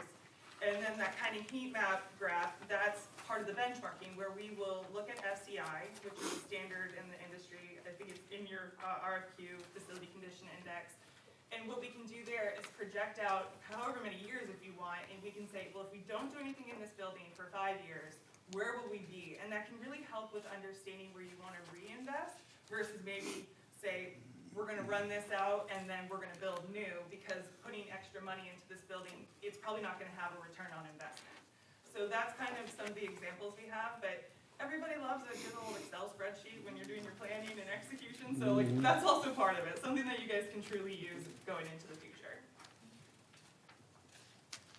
All right, so one project that we really wanted to highlight, it's a large countywide inventory or assessment and inventory program. This has been a contract for us for running on 9 years now. So a couple buildings a year, large square footage of each building a year. We're up to 3.2 million square feet. So this is full facility condition assessment with a inventory alongside of it. So we have a full team on site, do the inventory and pull together the facility condition assessments and capital planning each year. And in that inventory, what we are doing is we are inputting directly into the county's existing Maximo system. So we're kind of doing the legwork for them, and then on the back end, they can do work orders more conveniently. We're tagging it to room numbers based off of their CAD files, so it's becoming like a bit of a workhorse for them. So it's not like another data dump. It's actively being put into their work management system. Campbell University, obviously not a full school system, but it is a school program that we did, 66 buildings, 1.7 million square feet. The thing that we wanted to highlight here is Kimball hired us to come on their campus, and we were able to execute all of our field work before school started. So we're committed to working on a schedule that is the least disruptive as possible to your school system and like your students and your faculty and your staff. So we were able to execute all of our field work before school started. We weren't in the way, we got in, we got out, and then we were able to turn around all of their reports in time for their board reporting. And then we were able to present the findings to the different levels of the board, which was helping, their capital planner kind of communicate the needs. And it really worked well for them because now they can move into like a master plan and in a timely manner. All right, one project I want to highlight that Davis King did was the Franklin County Schools long-range system. So this is looking at about a 10-year time frame. So what we did was we had 17 facilities in total. 8 elementary schools, 4 middle schools, 3 high schools, 1 admin building, and 1 maintenance facility. About 1.7 million square feet total. We wrapped up this report a couple years ago now. But the big goal was to, again, it's a 10-year assessment. So we're looking at NCDPI space standards. So we assess every single space in every single school for square footage sizes, adjacencies. It was underused.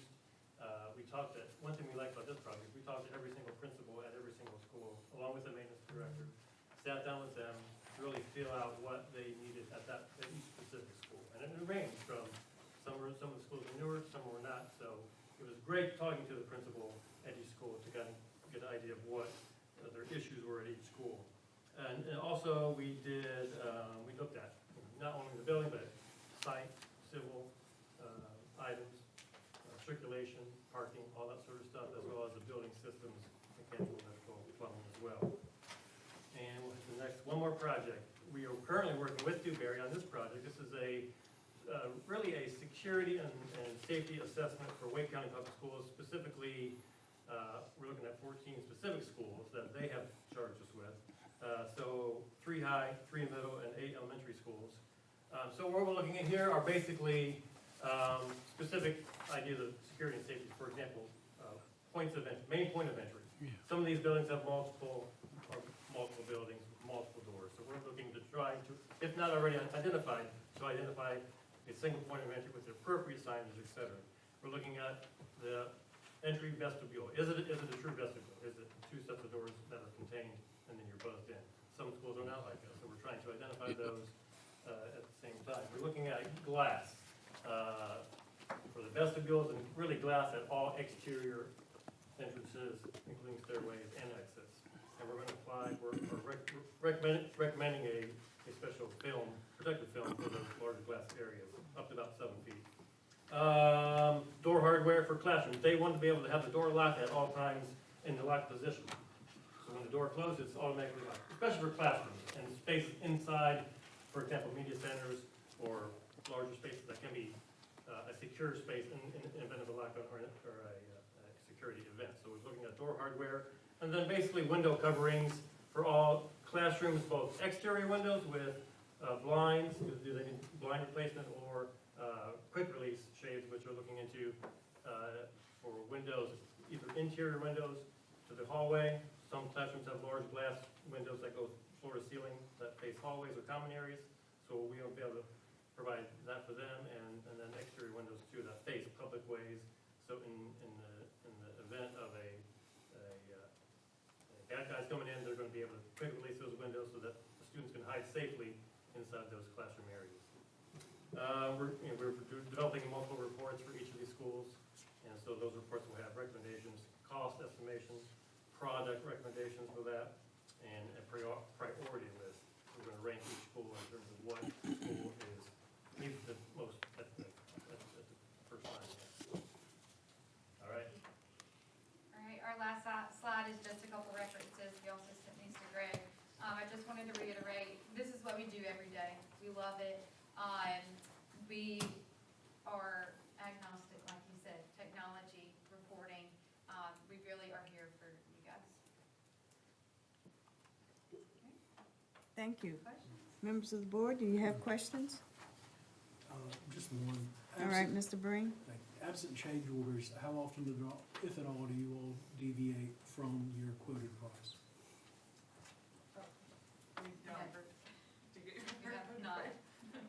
When we get into an agreement on a price, we work directly with you all to make sure that you're getting everything that you need and we're executing that project. We see it as a commitment.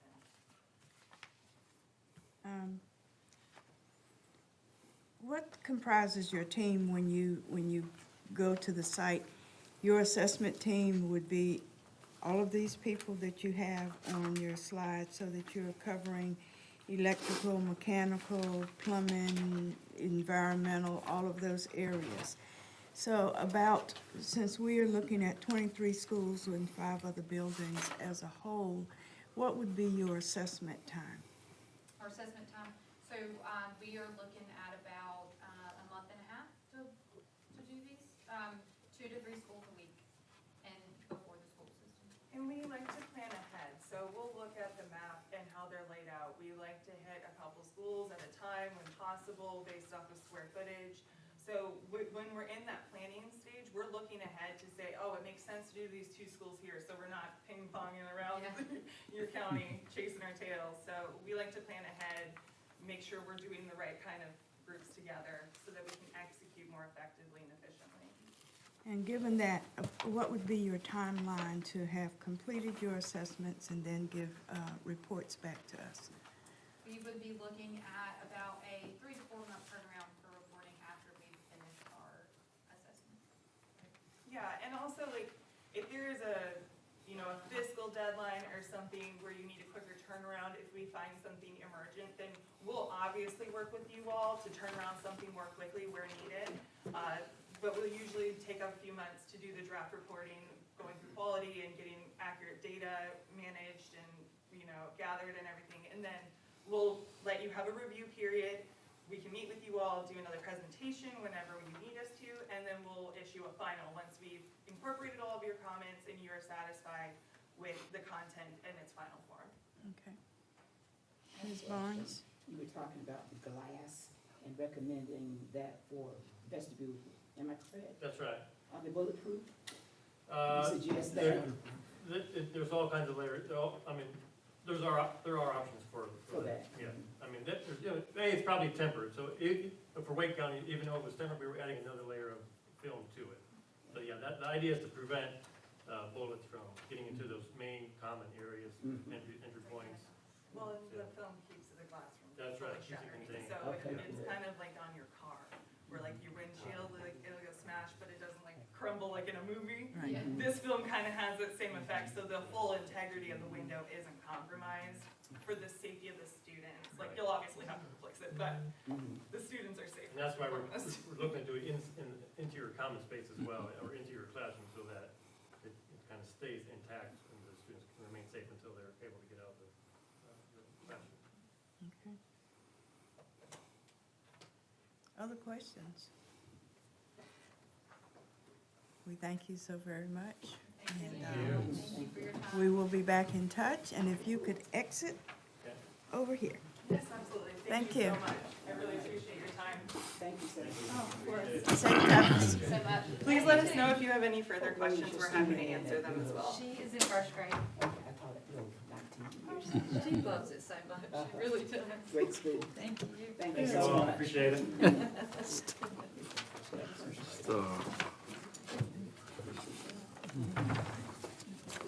Do I have time to excuse myself from the? Yes, you do. Anybody else need a break? I need to stay. I'm like two.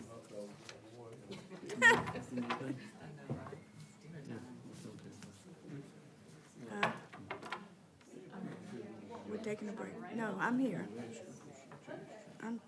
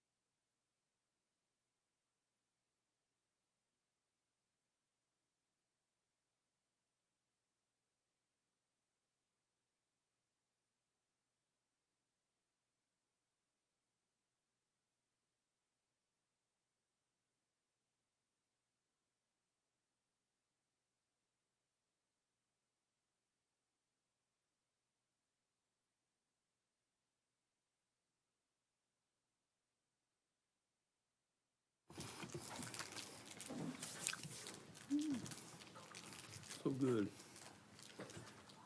All right, everybody is back now.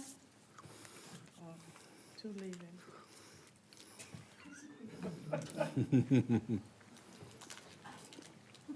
Gotta get Linda. Just hold on one more. When I saw them, everybody in and two went out.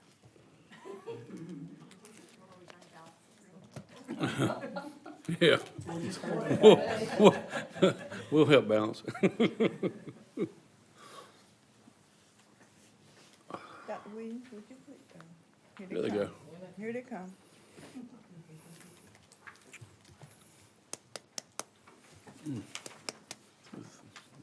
It's working.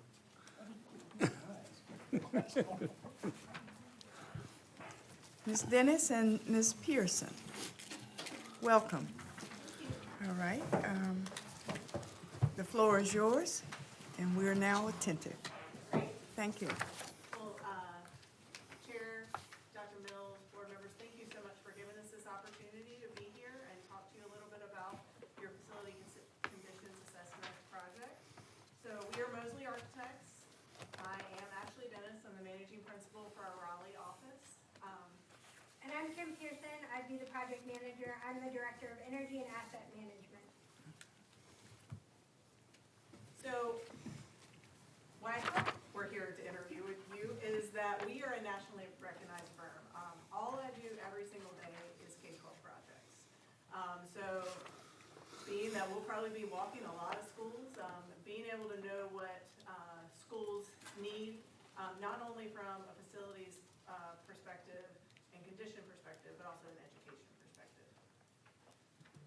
We also are Energy Star Partners of the Year in 21 and 18. That's very unusual for an architecture firm. It really just shows that along with designing our schools, we're also focusing on saving our clients money, because when we save energy, we save money. Mosley Architects has a lot of offices, but we're going to be doing all of this work out of our Raleigh office, which is just down the road in Wake County. And we have a depth of resources though, so those offices can help support us if necessary. And so that gives you the breadth of having over 300 people that can work on a project and support anything that comes from the study or the needs of the actual assessment. Not only are we architects, like myself, we have mechanical, electrical, and plumbing engineers within Mosley, interior designers, and asset managers in Mosley. So all of these things are happening right within our firm. We're not teaming for those particular disciplines. Now, civil engineering is a little different. We're teamed with CLH Design. We found that when it comes to civil engineering, we need to team with folks that know the land, know the area, and so that allows us, as we move across the state, to team with the appropriate engineers for those kind of projects. But CLH, we've done over 51 projects with them, and so we feel like they're a great addition to our team as well.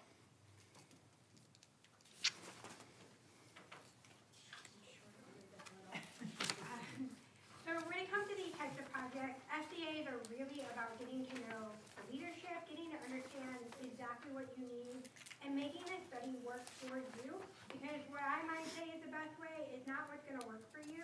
So we come in with a very, let's have a discussion, let's tailor this to you, let's figure out what your needs are. So really, at the end of the day, the data has to do something for you. I'm not going to go on making decisions. I want to help you guys have what you need to make these decisions. So we can give recommendations, we can tell you what other schools have done, we can tell you what other clients have done. At the end of the day, it's really pinpointing exactly what you need in whatever form you need it in and going from there. So that's how we like to start our projects, is having those very high level discussions. So that way we're not wasting time, we're not wasting project budget, you're not frustrated at the end, we're not frustrated we can start happy and have a good goal at the end.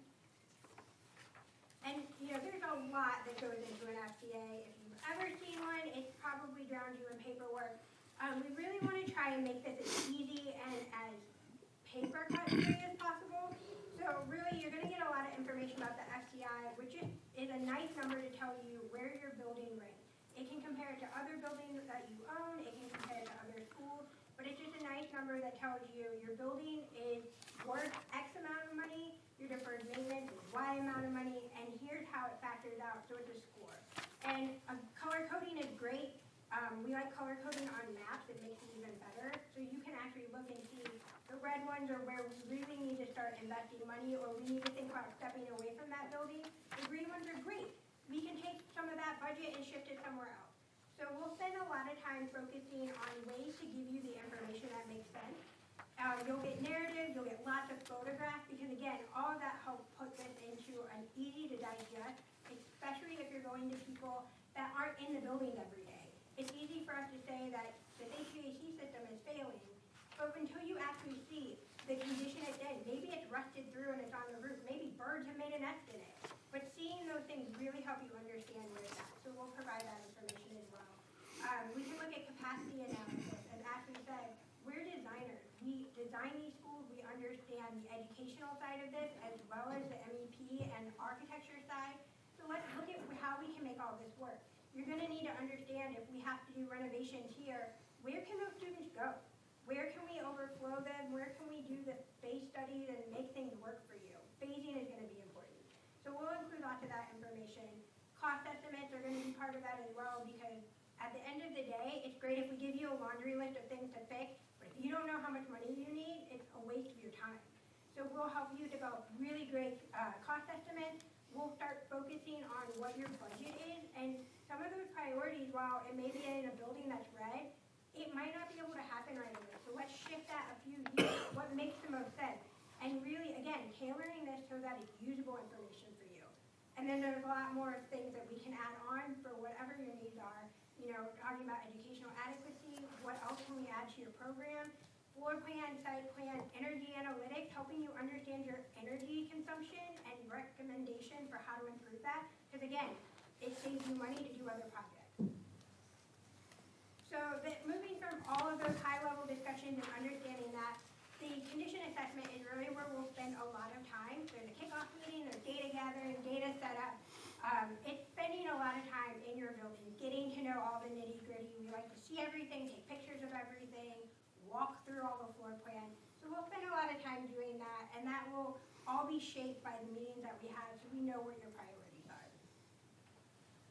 You can see the whole slew of things. So again, this is where it's really beneficial to have the design team that understands K-12.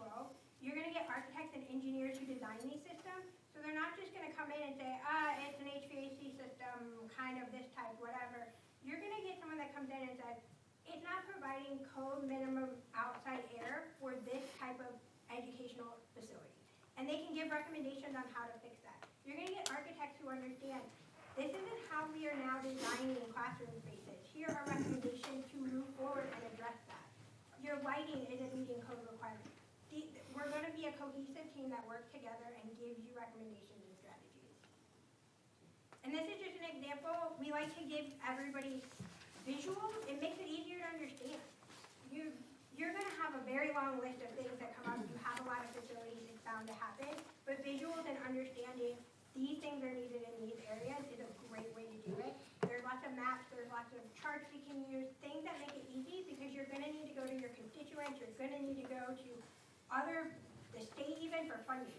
And so having something where you can high level show what you need and why you need it just makes it that much simpler, and it's less work on you having to explain why you need it. And again, we are happy to help with phasing. If you need an addition, where can you put it? How can that work? How can that flow with the existing facility? And then also, how can you phase projects? Maybe it needs to be 5 phases when 2 would be great, but you don't have room to move students elsewhere.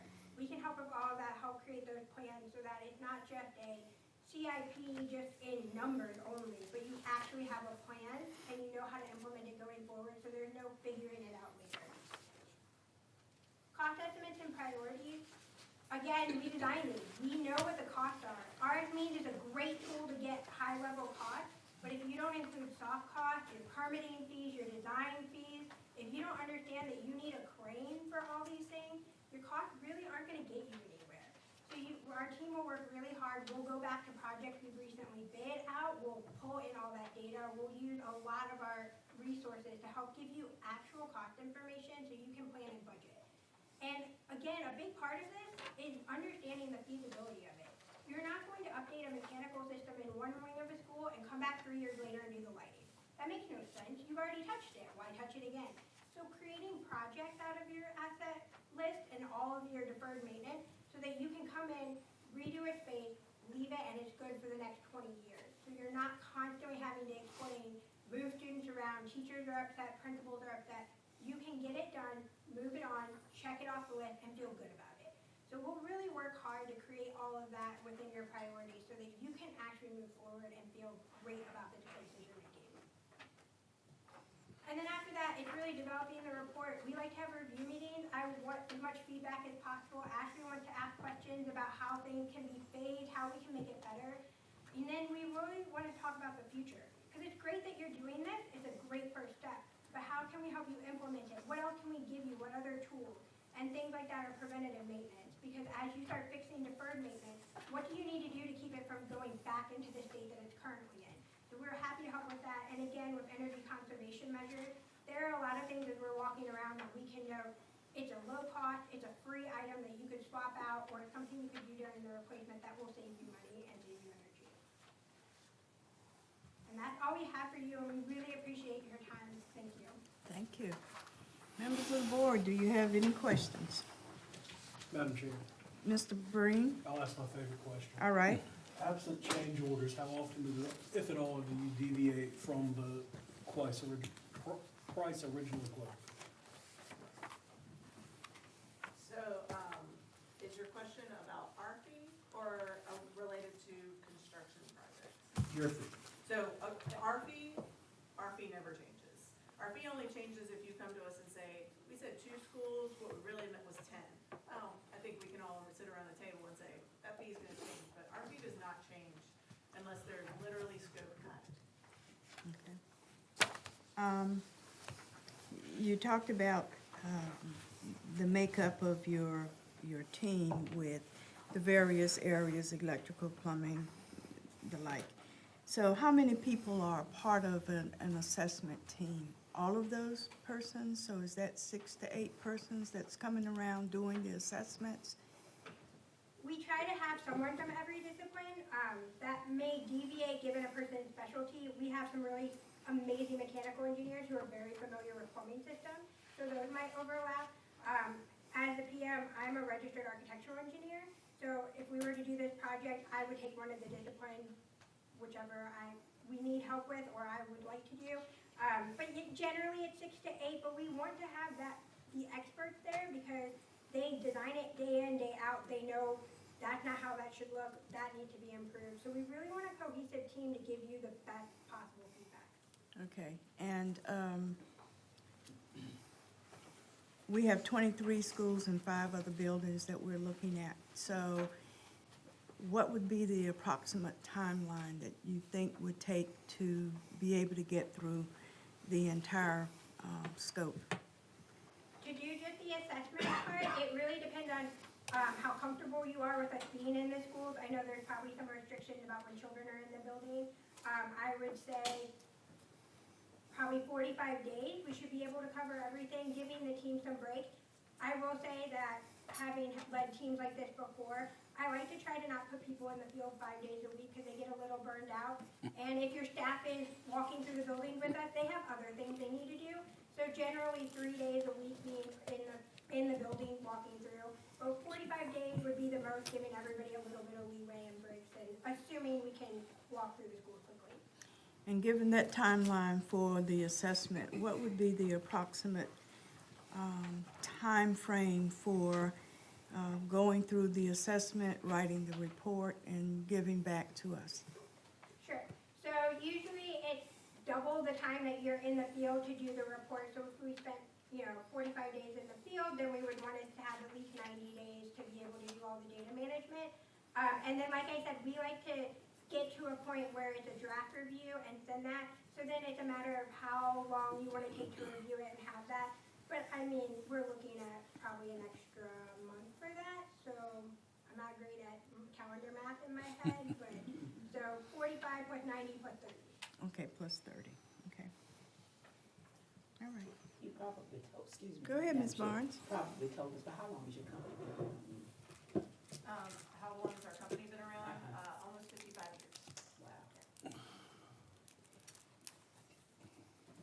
Other questions? We thank you.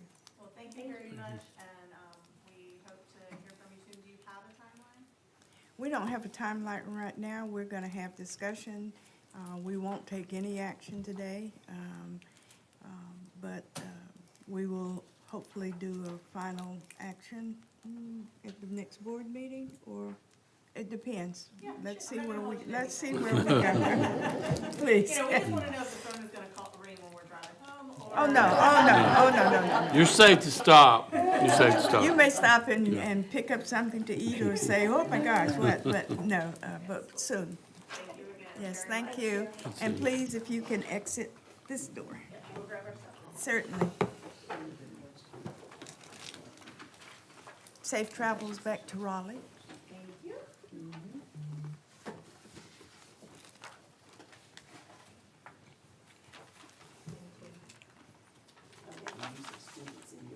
Absolutely. It makes the spaces look so much more dynamic, right? Thank you.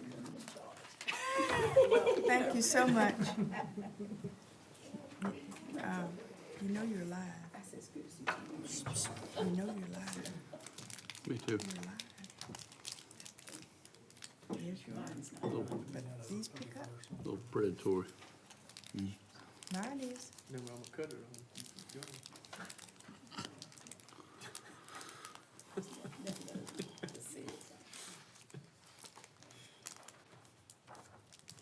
Katie, you okay?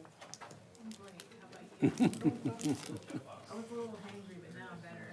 I had a granola bar. That's all it takes, really? For a lobbing measure.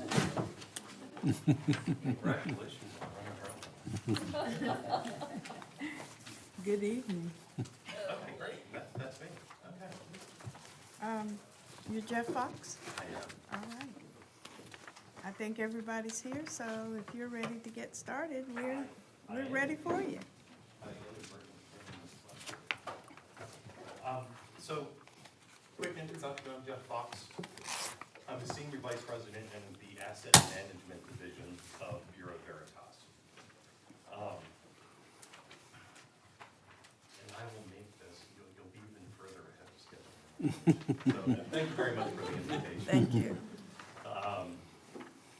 Quick agenda, I'll give you a little bit about BV. Who here has heard of Bureau Veritas before? Show of hands, right? What did you say, how many have heard of you Yes. before? Yeah, how many people have heard of Bureau Veritas? So Bureau Veritas is actually a 195-year-old company, okay, with 80,000 employees worldwide. Everyone's heard of the UL listing, Underwriter Laboratories. Bureau Veritas is that for the rest of the world. So on the numbers here, the 120+ million per year, 800 employees, 35 years of experience. That's the old EMG. Bureau Veritas acquired us 2 years before COVID. And then we went through a name change. So we're part of Bureau Veritas North America. So that's those numbers that you see, the 100, 800 employees, that is us. So they acquired us as a whole. In fact, we still have the same tax ID number. So same people, I've been with Bureau Veritas for 17 years now, and the average age of our assessors, average years experience is over 20. So it's a very seasoned company. I'm gonna go through the quick methodology, okay? This is what creates a successful facility condition assessment. We've been doing this for 35+ years, and it's our sole business, right? We do life cycle capital planning studies for higher ed, K-12, affordable housing. Then we have some city and state government in there as well. So what sets it off is all pre-survey. The kickoff meeting where you introduce the stakeholders. What deadlines are we up against? Gathering all that information. What are your main concerns about what we're going out to assess? It's awesome to know that up front. What software company or software systems are you running? cetera, et cetera.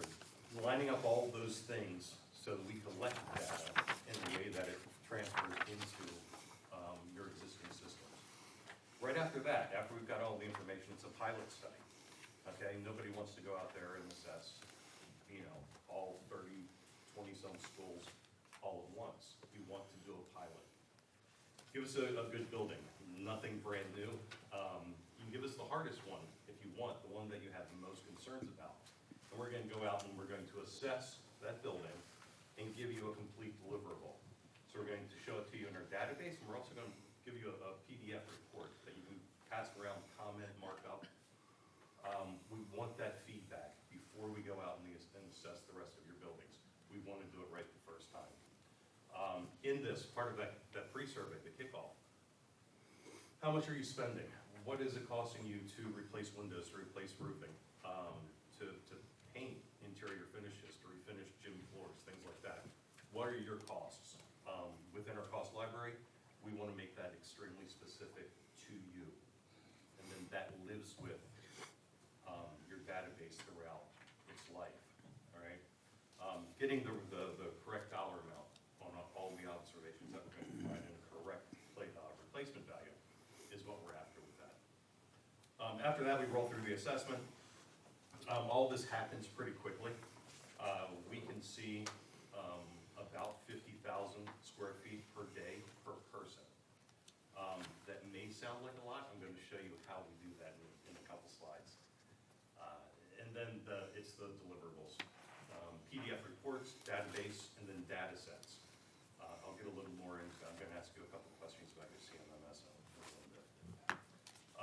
So this is what it looks like. This is what we're assessing as our team comes out. We start at the point of public access for all of your buildings, okay? For municipalities, this is where a bus would drop you off. For school systems, do you have a bus with them? It's usually a really good question. And does that become part of modernization? Is that something, is that going to create the new standard that you want as you look at your buildings and things that you want to, address? Or if there's major concerns about possibly raising a building consolidation, building new school buildings. Modernization plays a huge part in that. So point of public access, we're collecting all the flat work, the paving, the parking lots, the landscaping, dead trees, fallen limbs, retaining walls, retention ponds, all of the fencing. All of that is part of the site and infrastructure. Then we get into the building envelope. The walls, the windows, the doors, the facades, all of that. Move up to the rooftop systems. This includes all parapets and flashings, rooftop equipment. The downspouts, what do the roofs look like? Are they ponding? Do they have vegetation growing up and things like that? Interior finishes, we're doing all fixed furniture, and then ceiling finishes, carpet finishes, tile finishes, all of that is collected. Moving on, then we've got mechanical, electrical, and plumbing. All of those are assessed. And given the life cycle, everyone's familiar with, so we're going out, we're looking at a rooftop unit on your roof, right? This thing was put in 10 years ago. The industry says this is going to last 15 years. So the simple math is, hey, it's got 5 years left of life in it, right? But we're assessing it. These are the guys with the 20 years worth of experience. How's it look? How well has it been maintained? Have a couple hurricanes rolled through, or windstorms, and tree branches have hit this thing, and you go up there and it's got a knock or a really bad vibration. So just because something's 10 years old doesn't mean we're going to say this expires in 5 years. If it looks really good, we'll extend the age of it. So this probably has a good 7 or 8 years before you have to think about replacing it. And that all goes into your replacement reserve schedule, which is a 20-year list of all of the observations that we've found. So a roof, it could be a brand new metal roof that has a 5-year life expectancy on it, right? We're still going to put that in. Just because doesn't have to be fixed in the next 5 or 7 or 10 years, you still want to know they're big expenses. So you can forecast out your capital plan for many years. So how do we collect 50,000 square feet a day? We've got iPads. This is all BV internal IT team. These are our developers. We've got a team of 8 that support all of BV. And they have created an iPad collection platform. It's GPS enabled. So if we're out on an athletic field and we see a water fountain, that's non-compliant or broken, and you have a few of them, you'll know exactly what we're talking about. If it's a broken bleachers, you can actually pull it up on a map and see exactly where we are on Google Maps and see what part we're talking about that needs the deficiency corrected. This walks the assessors through the building. So we have amazing consistency. That's another part of a successful project. You don't want a bunch of different opinions and subjectivity playing into it, all right? Architects bring maybe a different bias that an engineer will. So this is how you stay consistent. The iPad walks you through the building. Do I have a laser pointer on this, by chance? No. Okay. Yes, it's difficult to see. Oh, there you go. So you can see, so people aren't allowed to leave unless we collect the roof. Like we said, the roof could be brand new and have a 40-year lifespan. Doesn't matter. Our collection platform won't let you leave without collecting the roof and telling us what is it. All right, so that's the first part. And then one other point here, if I can. CMMS wise, I know you're, or at least our friends at Brightly said that you're running the old dude maintenance. Is that still the case? Does anyone know? Running. The work order system. You're still running school, okay, so you're still running school dude. Are you using barcodes? No, okay. If you were, we've got, within that iPad, right, we're taking a photograph of the picture. We've built in manufacturer barcode readers. So if we're on a rooftop unit, we can scan that train. It says this is a 5-ton rooftop unit. This was built in 1998, right? And at that point, we're verifying the capacity and everything that we can get all of that manufacturer's make, model, serial, name tag. And then if we're applying barcodes to go into a new CMMS or work order system, at that point, we're placing it and then scanning it. And all of this resides right there in that iPad. We're assigning the condition to it: excellent, good, fair, or failed. These play into the priority of your deferred maintenance, okay? Then we're taking pictures of it, we're assigning the cost to it, we're saying this piece of equipment has 2 years left, it has 10 years left. That all builds the replacement reserve in your capital plan. This is part of what just makes us incredibly consistent. The photographs, the manufacturer barcode scanner, etc. And the other part of consistency, what is excellent, good, fair, poor, or fail? So we have what we call a condition guidebook. This actually lives in AssetCalc as well. That's our data collection platform. So we have very specific terms. On a roof, what is excellent? On a roof, what's the difference between fair and poor? We have it spelled out. And what it boils down to is the percentage of remaining useful life that system has. So that, again, that all plays into the priorities of your deferred maintenance.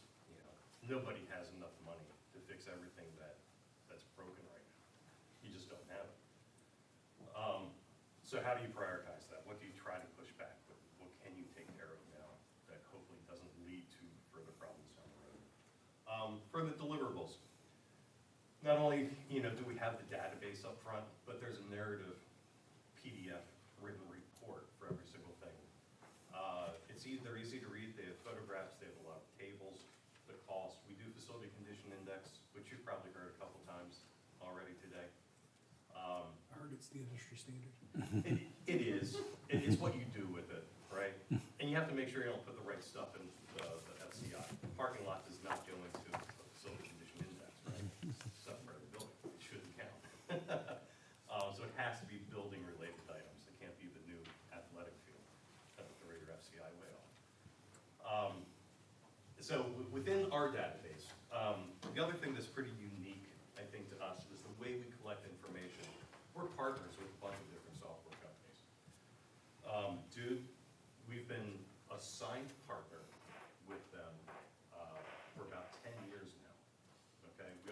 work with FMX and Corrigo and 50 others. We don't sell software. The database portion of this is just part of our deliverable, all right? There are no user licenses.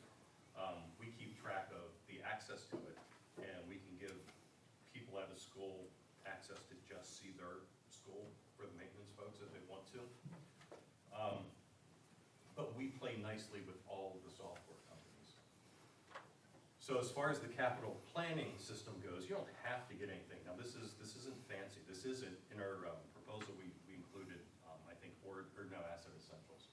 Asset Essentials is the Brightly Cadillac, and then they've got something called Origins, which is their capital planning thing.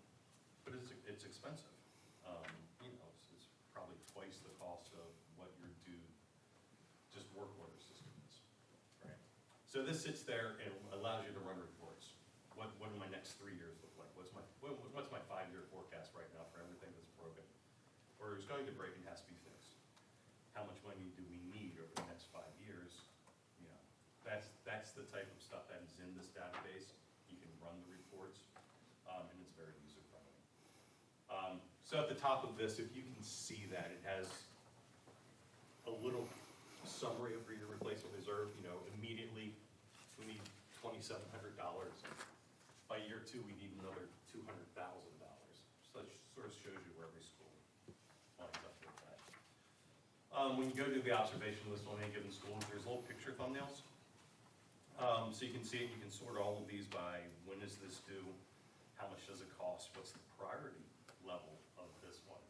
And then once you click on that thumbnail, you get a little blow up of exactly what it is we're talking about.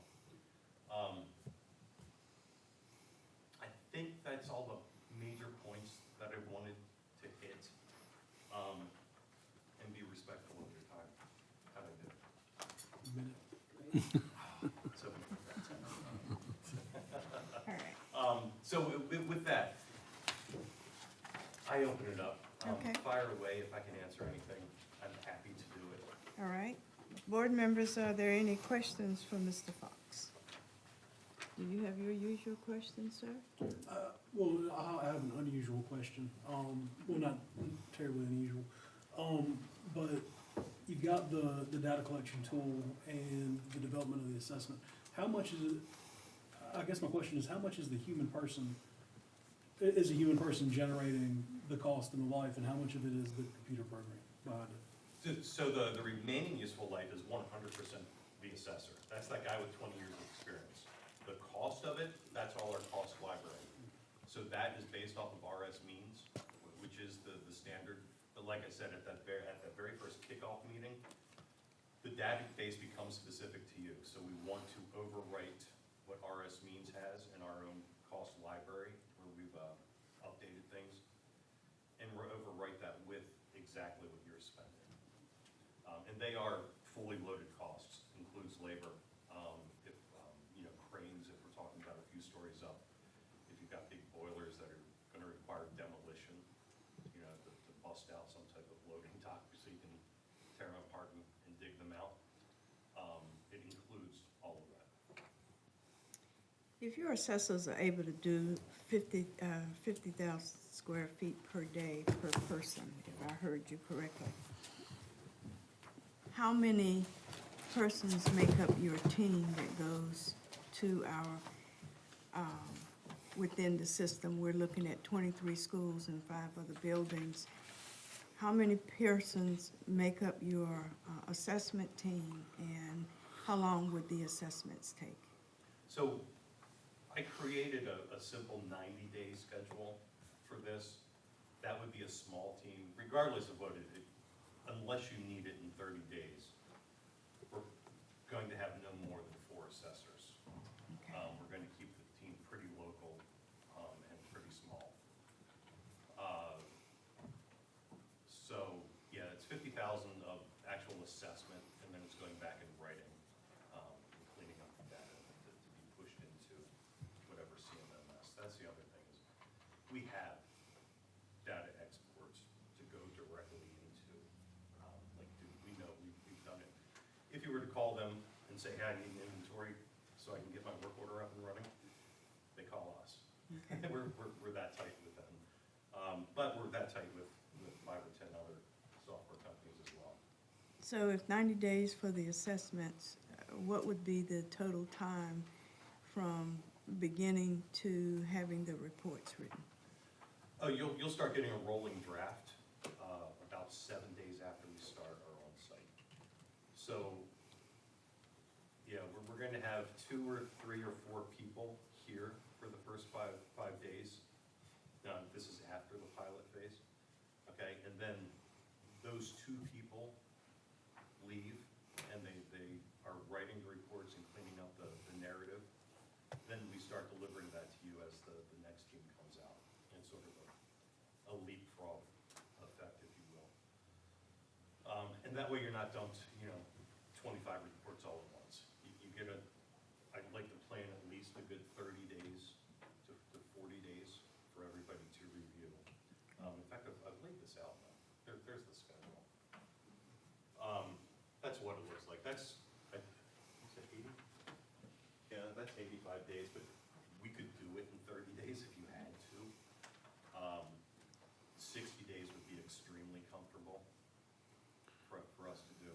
90 is a nice leisurely pace, it doesn't rush anybody. And it also depends on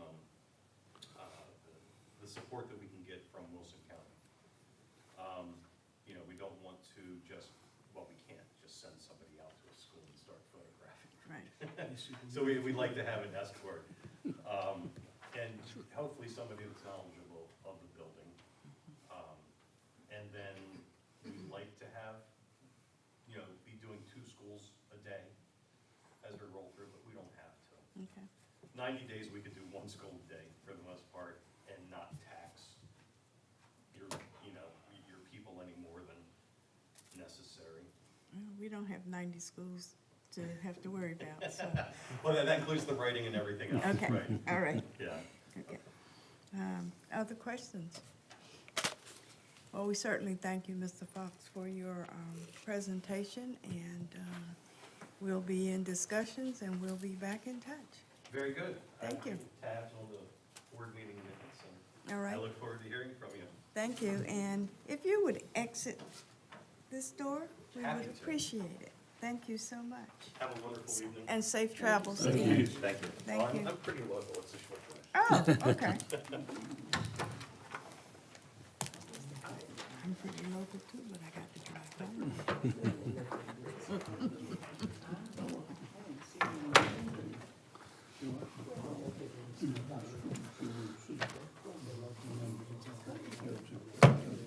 Time for Ms. Vaughn. You tell Ms. Barnes. It is. All right, all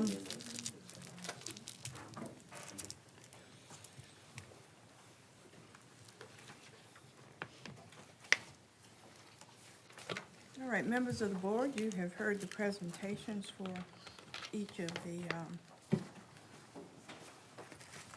RFQ presenters. Mrs. Barnes, I think you have a motion for me.